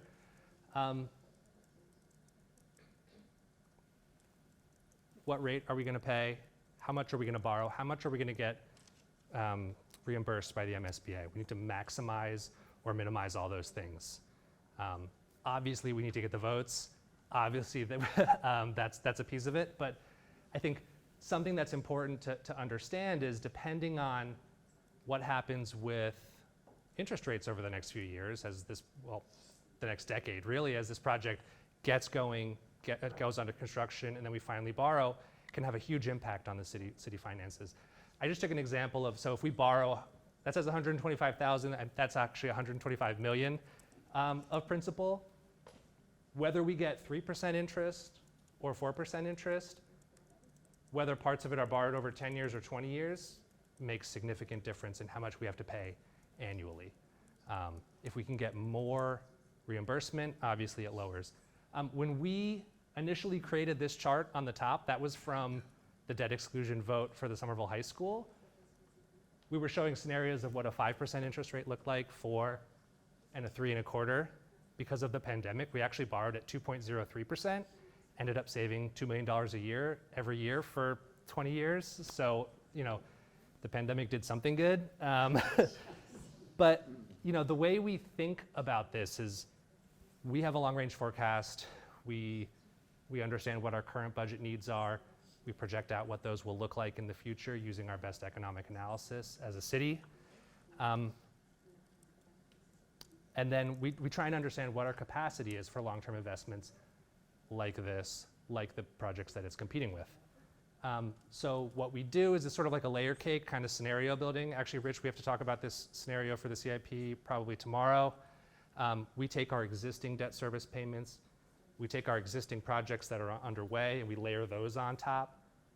Then we layer projects that are recurring investments that we know we're going to borrow every year, streets, vehicles, things like that. We layer that on top, so we project out what we think our debt will look like, our debt service will look like over the next 10 years.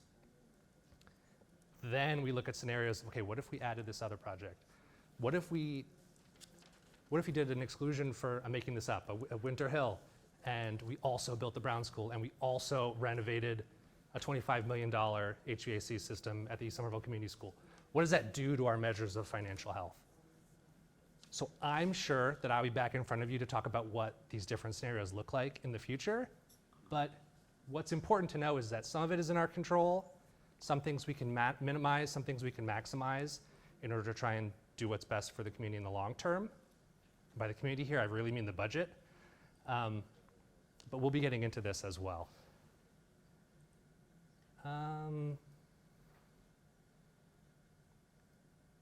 Yeah, in the interest of time, I'm going to skip forward a little bit. So, okay, so again, why is this so essential? Most of our budget is fixed costs. It would be awesome if we could reallocate every dollar every year to shifting priorities and shifting projects, but the reality is we can't. 1 out of every $2 of the city and school operating budget goes towards employee salaries, overtime, benefits, health insurance. 1 out of every $10 funds, okay, sorry, I did that wrong. So 1 out of every $2 pays for wages. 1 out of every $10 funds health insurance for employees because we fund 80% of our premiums. We also have $21.7 million in debt service payments. As I said, $6 million of which is for this building. When you add those together, that's almost 3 out of every $4 of the city budget is already allocated before we've done anything for the new year.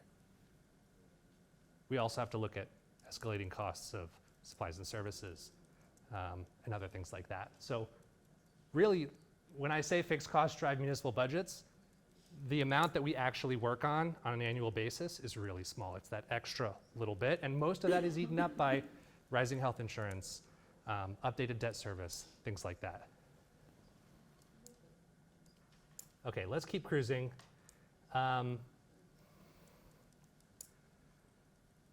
Obviously, I think Rich mentioned this before, capital projects have a huge impact on the operating budget. We are not alone in inheriting aging buildings, aging streets, aging buildings and streets. And the budget is full of constraints. We can't generate as much revenue as we feel like we need. Things cost more money than we expect. We are bound by decisions from the past, right? We've already negotiated contracts. We've already accrued debt.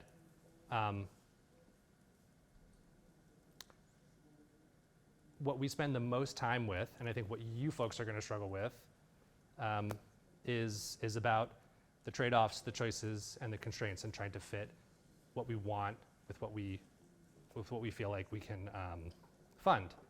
We have a limited amount of money, and we have a host of pre-existing obligations. So my hope is that from the financial side, over the next however long you folks are meeting, we can walk through what the priorities are, what the opportunities are, what the constraints are, and make sure that what we're proposing is successful from a voter level, from a financial level, from a services level, and things like that. Again, I'm rushing a little bit here. I've just got 3 more slides. So the next slide talks about some of the trade-offs and the considerations, right? And these are not at all foreign to any of you. What problem or need are we solving?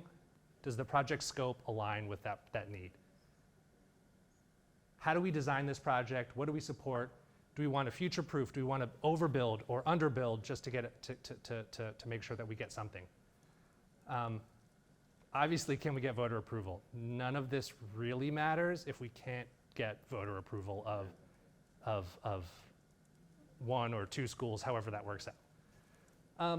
And then I'll be here with you every step of the way to understand the financial sustainability. How does the project impact the long-term financial health of the city? If we have to borrow an additional $100 million that we didn't expect, what does that mean for residents? What does that mean for staff? What does that mean for students? And just as an example to talk about, kind of different constituencies for different projects, and how we think about some sort of orientation around what things actually cost in Somerville right now. We currently have 4 fire station rehabilitations planned. Each one costs about $25 million. For folks who visit the Argenziano School, Lincoln Park cost $12 million, and that was 8 years ago. We can do smaller renovations between $1 to $3 million at parks. A major focus of the current capital investment plan, this is what Rich and I are going to talk about tomorrow, is these school HVAC improvements that we've really got to do.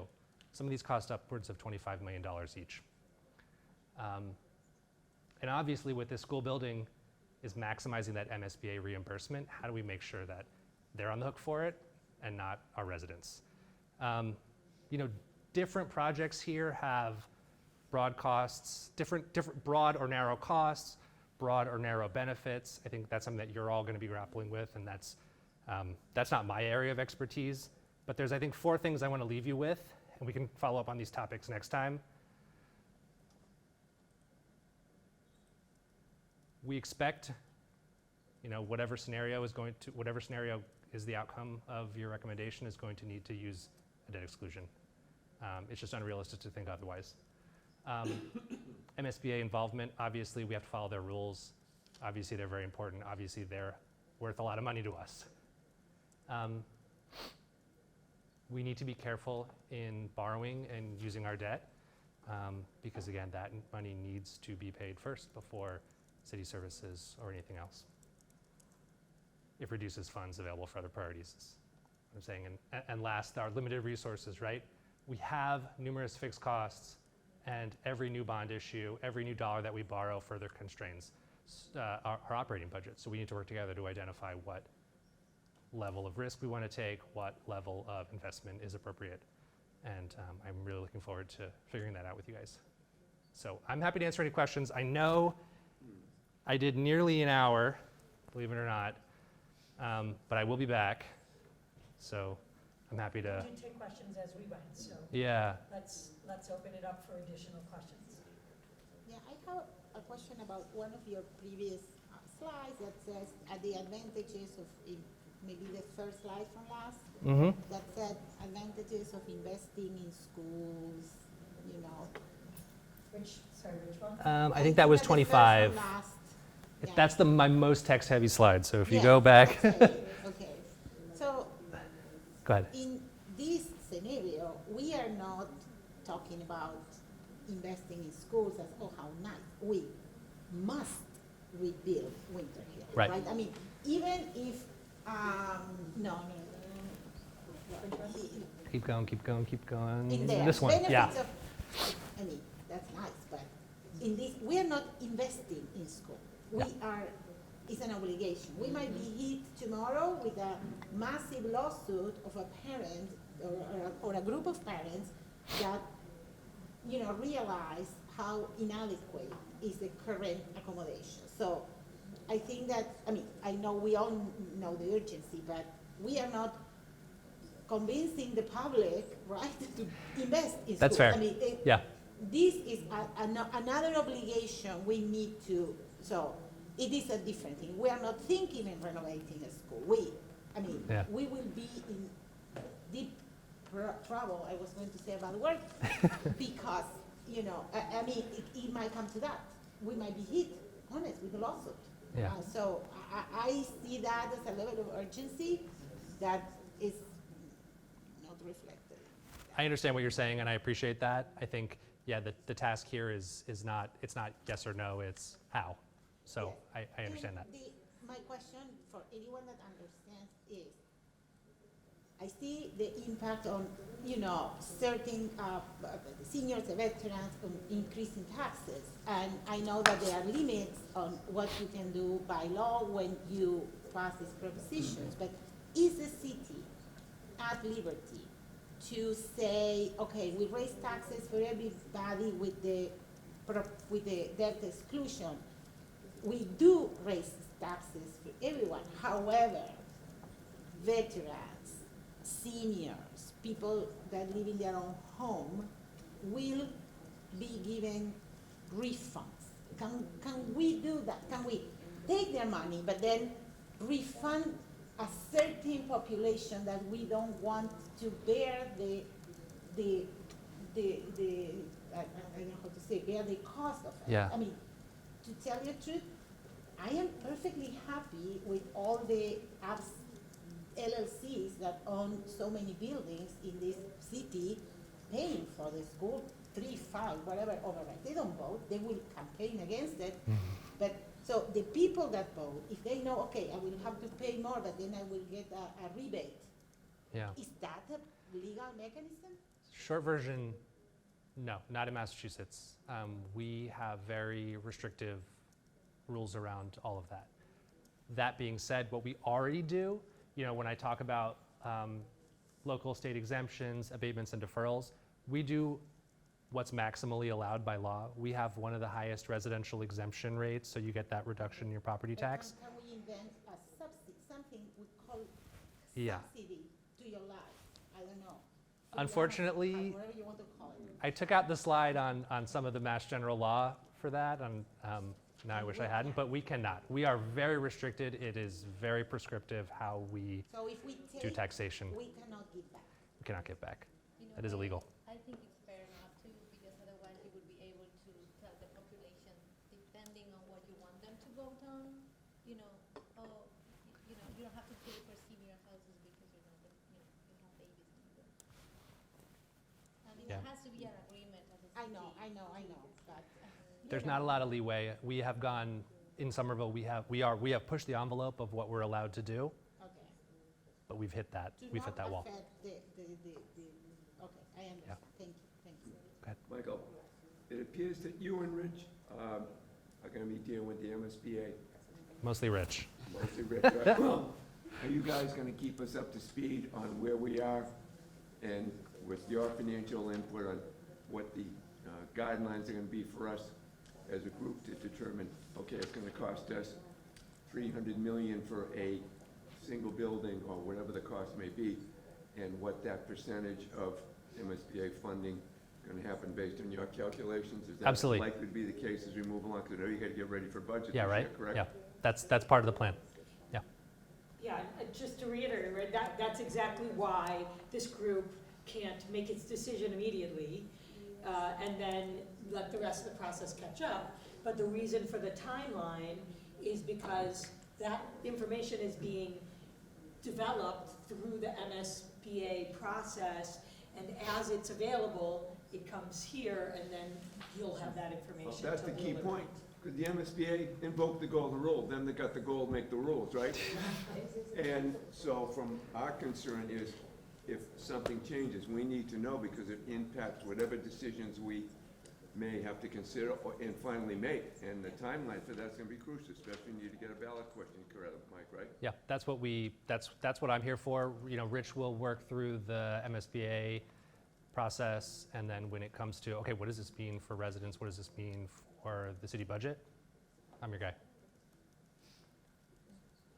Sure. Maybe related to that, but just a request. I know you said you'll be back here in the future, but you know, we were presented with these 5 options, and there are rough estimates for kind of costs of them. We'd love to see in the future, like what would it look like, making some assumptions about how much the MSBA might cover in them. What would it look like for our long-term projections, or like average cost per household, for example, over time for those different options, and also for the couple that include, my understanding is parts that at least we have no process to go through the MSBA at the moment, which would be like not combining the Winter Hill and Brown, what the city's plans would be to fund the either Brown renovation, or one of the options was to put it in Kennedy, and whether it would be to delay and try to get through the MSBA again, or to fund it ourselves. That's part of the plan, to my understanding. We'll have to come up with all those scenarios. Some of them will have some assumptions with them, but we'll run through those. Yeah. Just a clar- Oh, sorry. Go ahead. clarifying question on your question. My understanding is that we are clarifying whether we do 2 separate buildings or 1 single building. We're not looking at all these options to file the MSBA. It will only be 1 project, right? Correct, but we'll run through a number of these options as part of the MSBA process. So even if we didn't have the question of combining with the Brown, they would still make us run through building a Sycamore or building a Trump, because they want to see a couple different layouts. But not the Kennedy one Yeah. or the Brown renovation, because I would not be eligible for these. Yeah, I guess I'm Okay, just yeah, wondering yeah, if only right. because like, Just want to part clarify that. part of our question is whether we combine or not, so just trying to figure out like, what would the cost be if we don't? Yeah. Yeah, I mean, I think just to say, I think it is very much within this group's scope to consider, if the decision is not to combine, what does that mean? Right, so that you at least really understand, well, what are the implications then, or the options left available to the city should there be catastrophic failure at the Brown School, and this current project is not including the Brown in it, right? So also those things are still gonna be part of this group's, you're gonna have to explore those different options so that you're making a wise recommendation about how this MSBA project would go. But you could always, No, just one thing, Matthew's not here, and we don't have the other designated Winter Hill representative, but I know something they've asked for is, in order to make sure we're looking at a really apples to apples comparison, is that even if you choose one option, we still have 2 buildings that are on the city's roll. They require maintenance, they require renovation if you could put them to future use. And it's important to make sure that we consider that those also have capital costs that would most likely require some kind of debt service in order to renovate them for some other use. So I think that's really important context, that if we're looking at just one option and then ignoring that we still have those other obligations, it's important to look at the total cost of all the options in front of us. I think that's fair, and that's something that we can talk through. I think the imperative or the timeliness of doing those is like using those buildings in a different reuse, I think would be in a sort of different discussion, but I think that's something that we should talk about, and I appreciate that comment. Thank you. And Counselor? one more thing I'd like to highlight is that these are all infrastructure and financial decisions being presented to us. But nowhere are we talking about the emotional impact on families, on children, and how it does impact this. And I would hope representatives of schools are trusted with how that emotionally impacts students and families. And all of that, that hopefully that will also be considered in the process, because building a new school, and much to Paula's point, that this is complicated, but the decision is impacting, say for instance, point that it's impacting students every day. They're thinking about it constantly. The teachers are thinking about it constantly. There's a lot of emotional and social impacts that are constantly floating around in the conversation. So while I respect this, the financial decision making and the infrastructure plan, I hope that we're also considering the emotional social impact of this decision, whatever is chosen. And I hope that the committee is actually entrusted to help make that decision instead of being guided to a financial and infrastructure decision. Yeah, I mean, this is one of many pieces of input and data, right, for this group to consider. And there's the survey information that you got from the students, right? There's the, and then if there's we're gonna have at the next meeting, we're gonna have someone from the school enrollment office come and talk about the experience of families at the Brown, with fifth graders at the Brown, and what happens as they go into the 6th through 8th, for example. Right, so other pieces of information that you would like, if there's any particular data that you would like. Absolutely, and yes, sorry, I Right. need to interrupt you. And I noticed that the meeting is scheduled for some time in the week of February 24th. I noticed also that the city council has a meeting that week, so I'm hoping That's what we do, is we try to avoid that no those. elected officials are skipped from that process as well. And then also we can help, because I noticed it was that week, so hopefully I would love to be a part of that.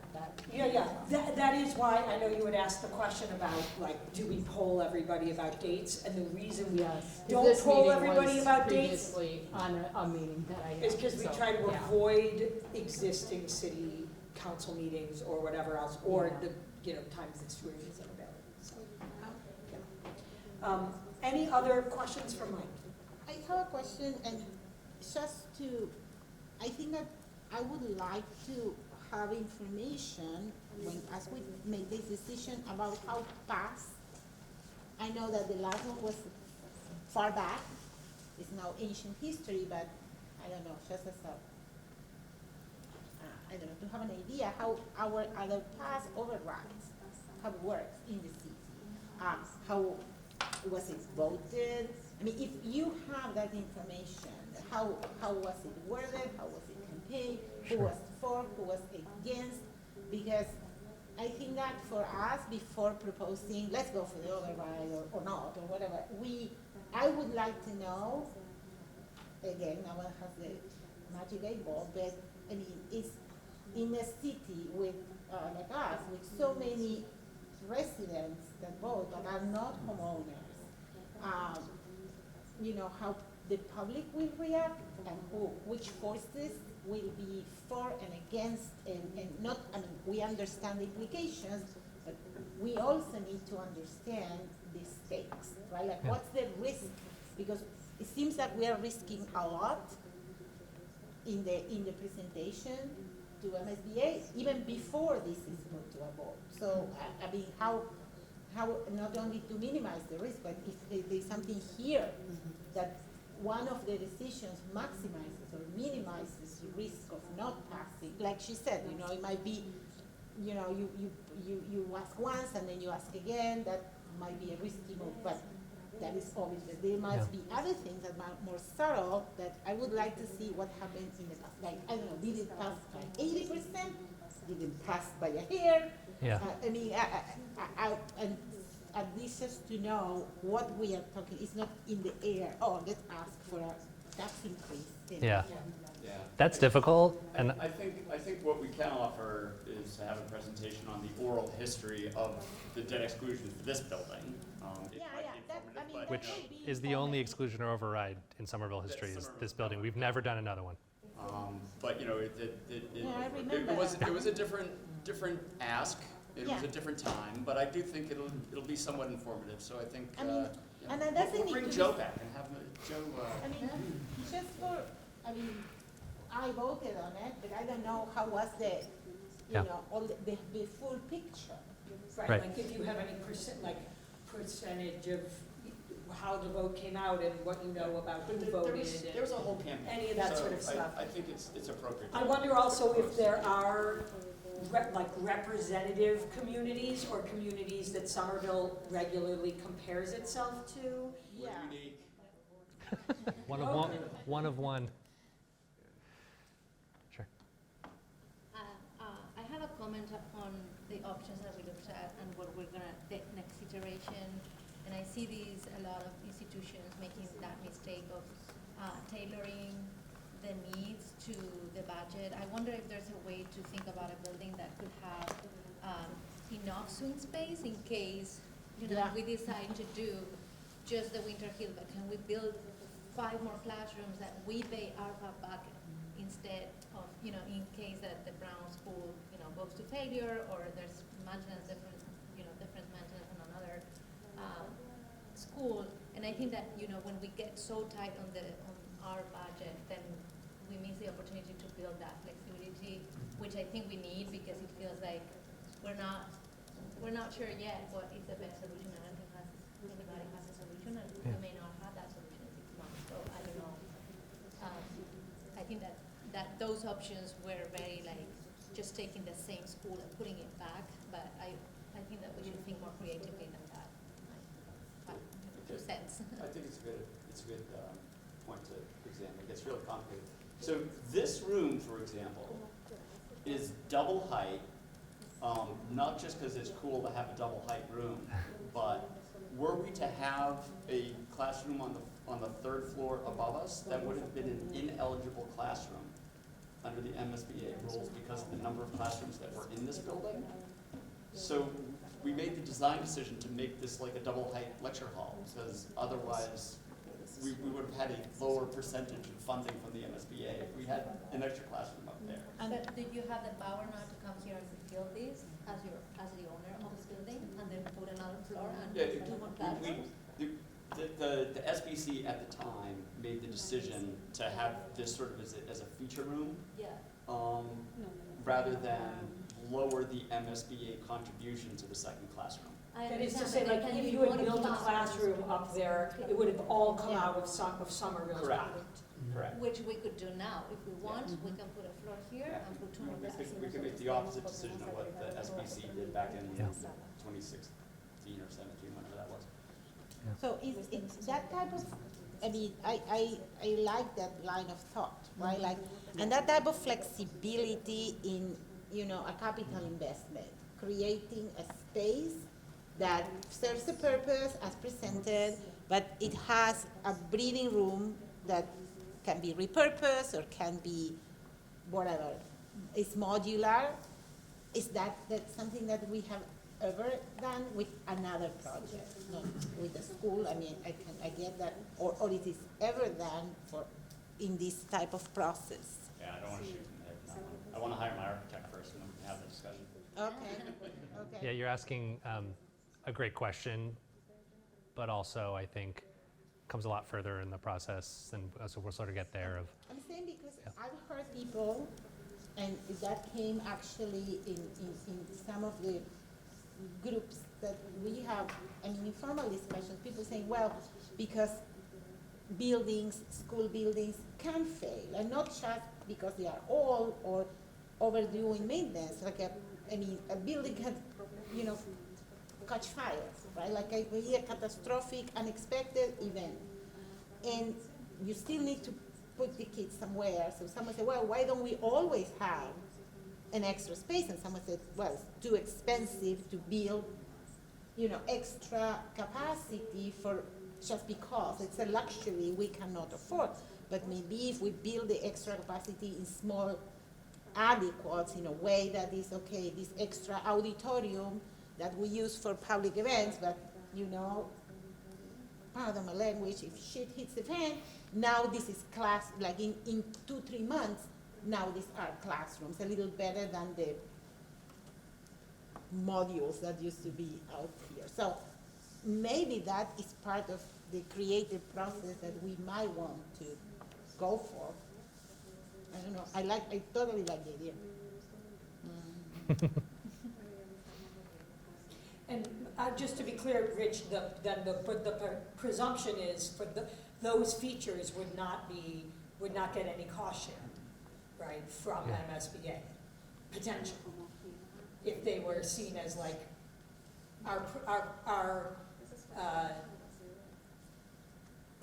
these are our just in case, they don't fit what's required, but we want to overbuild for, to prepare for whatever, that all of those features would be not allowed, but to be co-paid by MSBA, right? Okay. But, Just to be clear. construction-wise, if you only pay once for mobilization, you only pay once yeah. for Yeah. plumbing. Right. in. It's You- not the so- same as So you're building adding, paying a different for, building.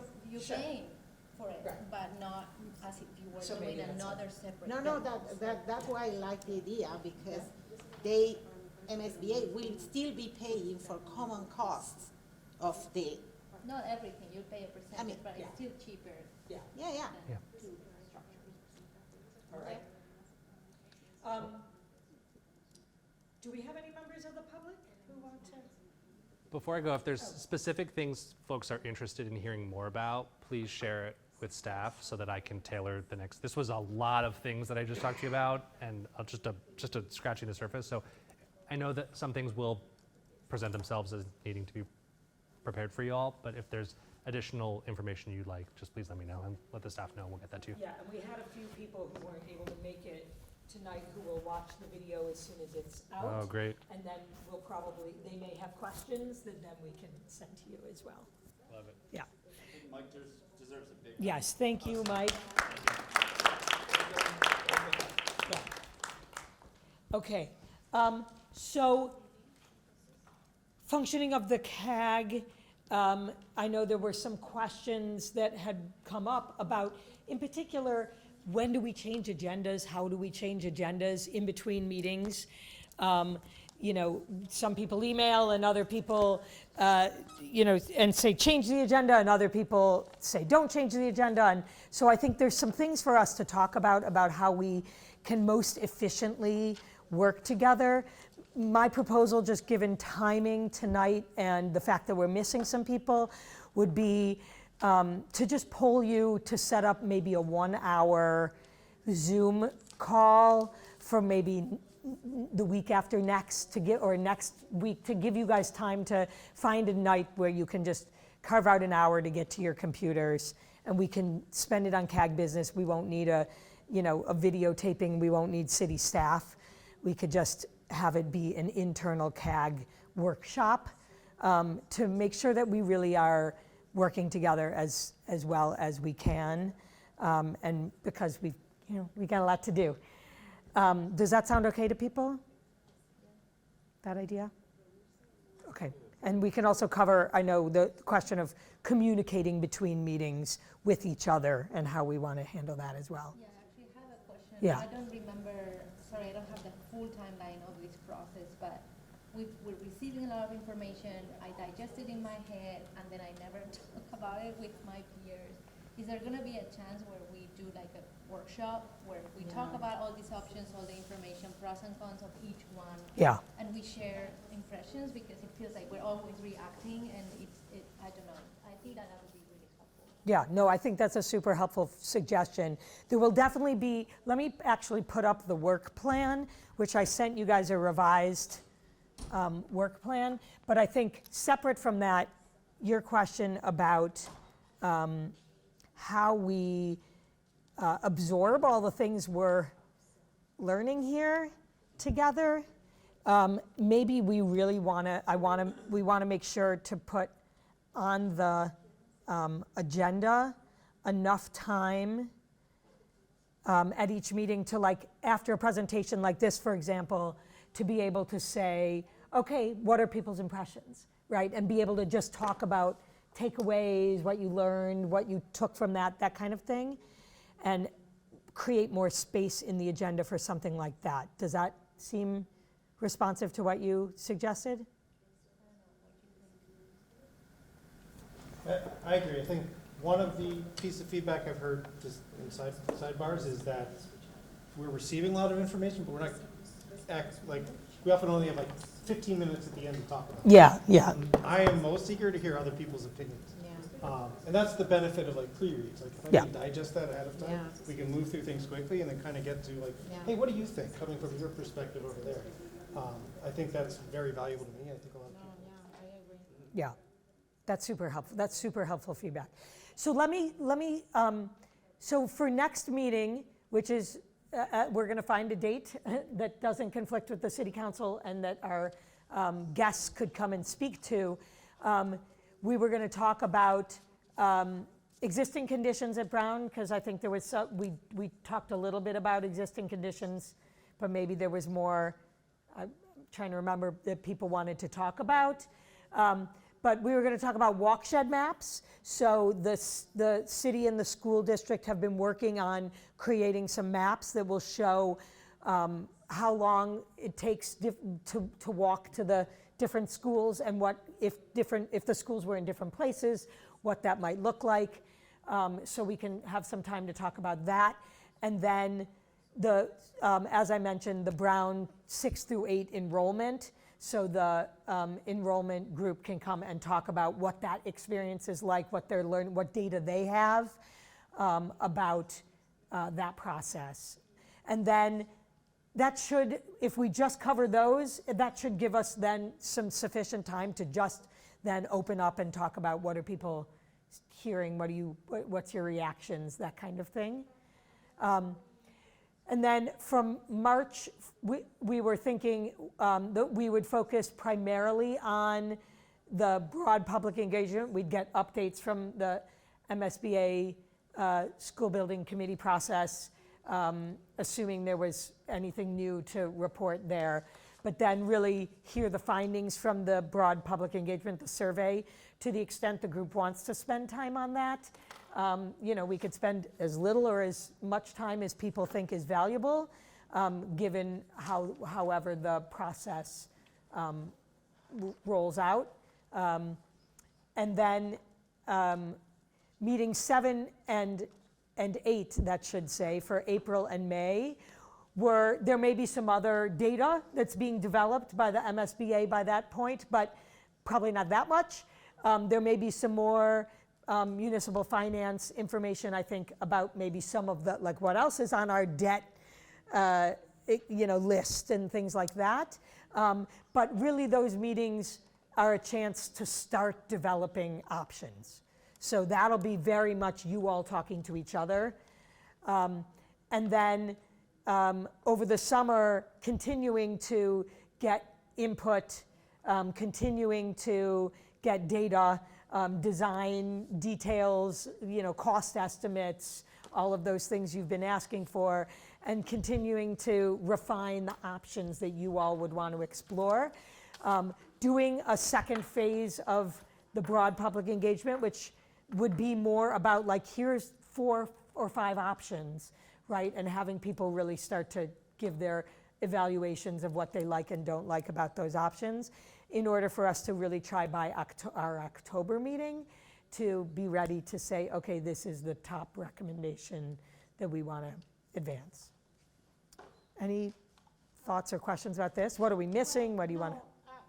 I wonder, maybe very generally, at what point we could get, or if we are going to, doesn't need to be a presentation, maybe it's just simply information in written form that we can analyze on our own time. data about what are the trends. I know that the district has done the enrollment study, but there's other trends in the city in terms of, income, how many people are renters, how many people, how that Demographics of the city overall. projecting. So because we are asking people to support or not, but these people are in the future. They are not the people of now. And I would really like to know if that is available, whether in other instances of the override, whether we know or not that rents were increased so the landlord will compensate and pass the cost into the renters. Has that happened?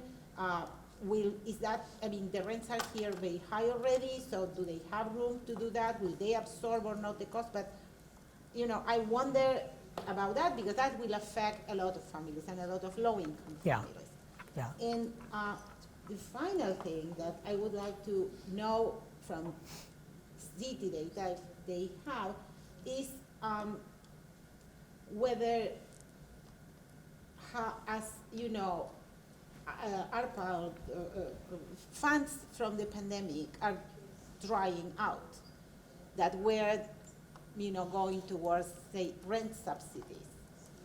If we see a change and a trend in the change in our demographics in terms of families leaving town, certain demographics leaving town because, say, we cannot support things like services or rent assistance. And because that will give us an idea, who are the people in the future that can actually afford to be in the city and can send the kids to schools. And it might, I will really want to know, because some of these decisions might have the secondary impact through several, we are not raising rent, but it might end up as such.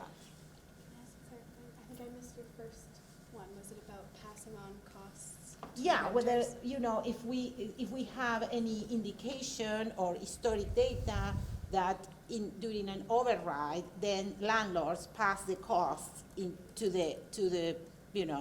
renters, and whether that does happen, whether the market believes that will happen. I hear Boston, they are saying,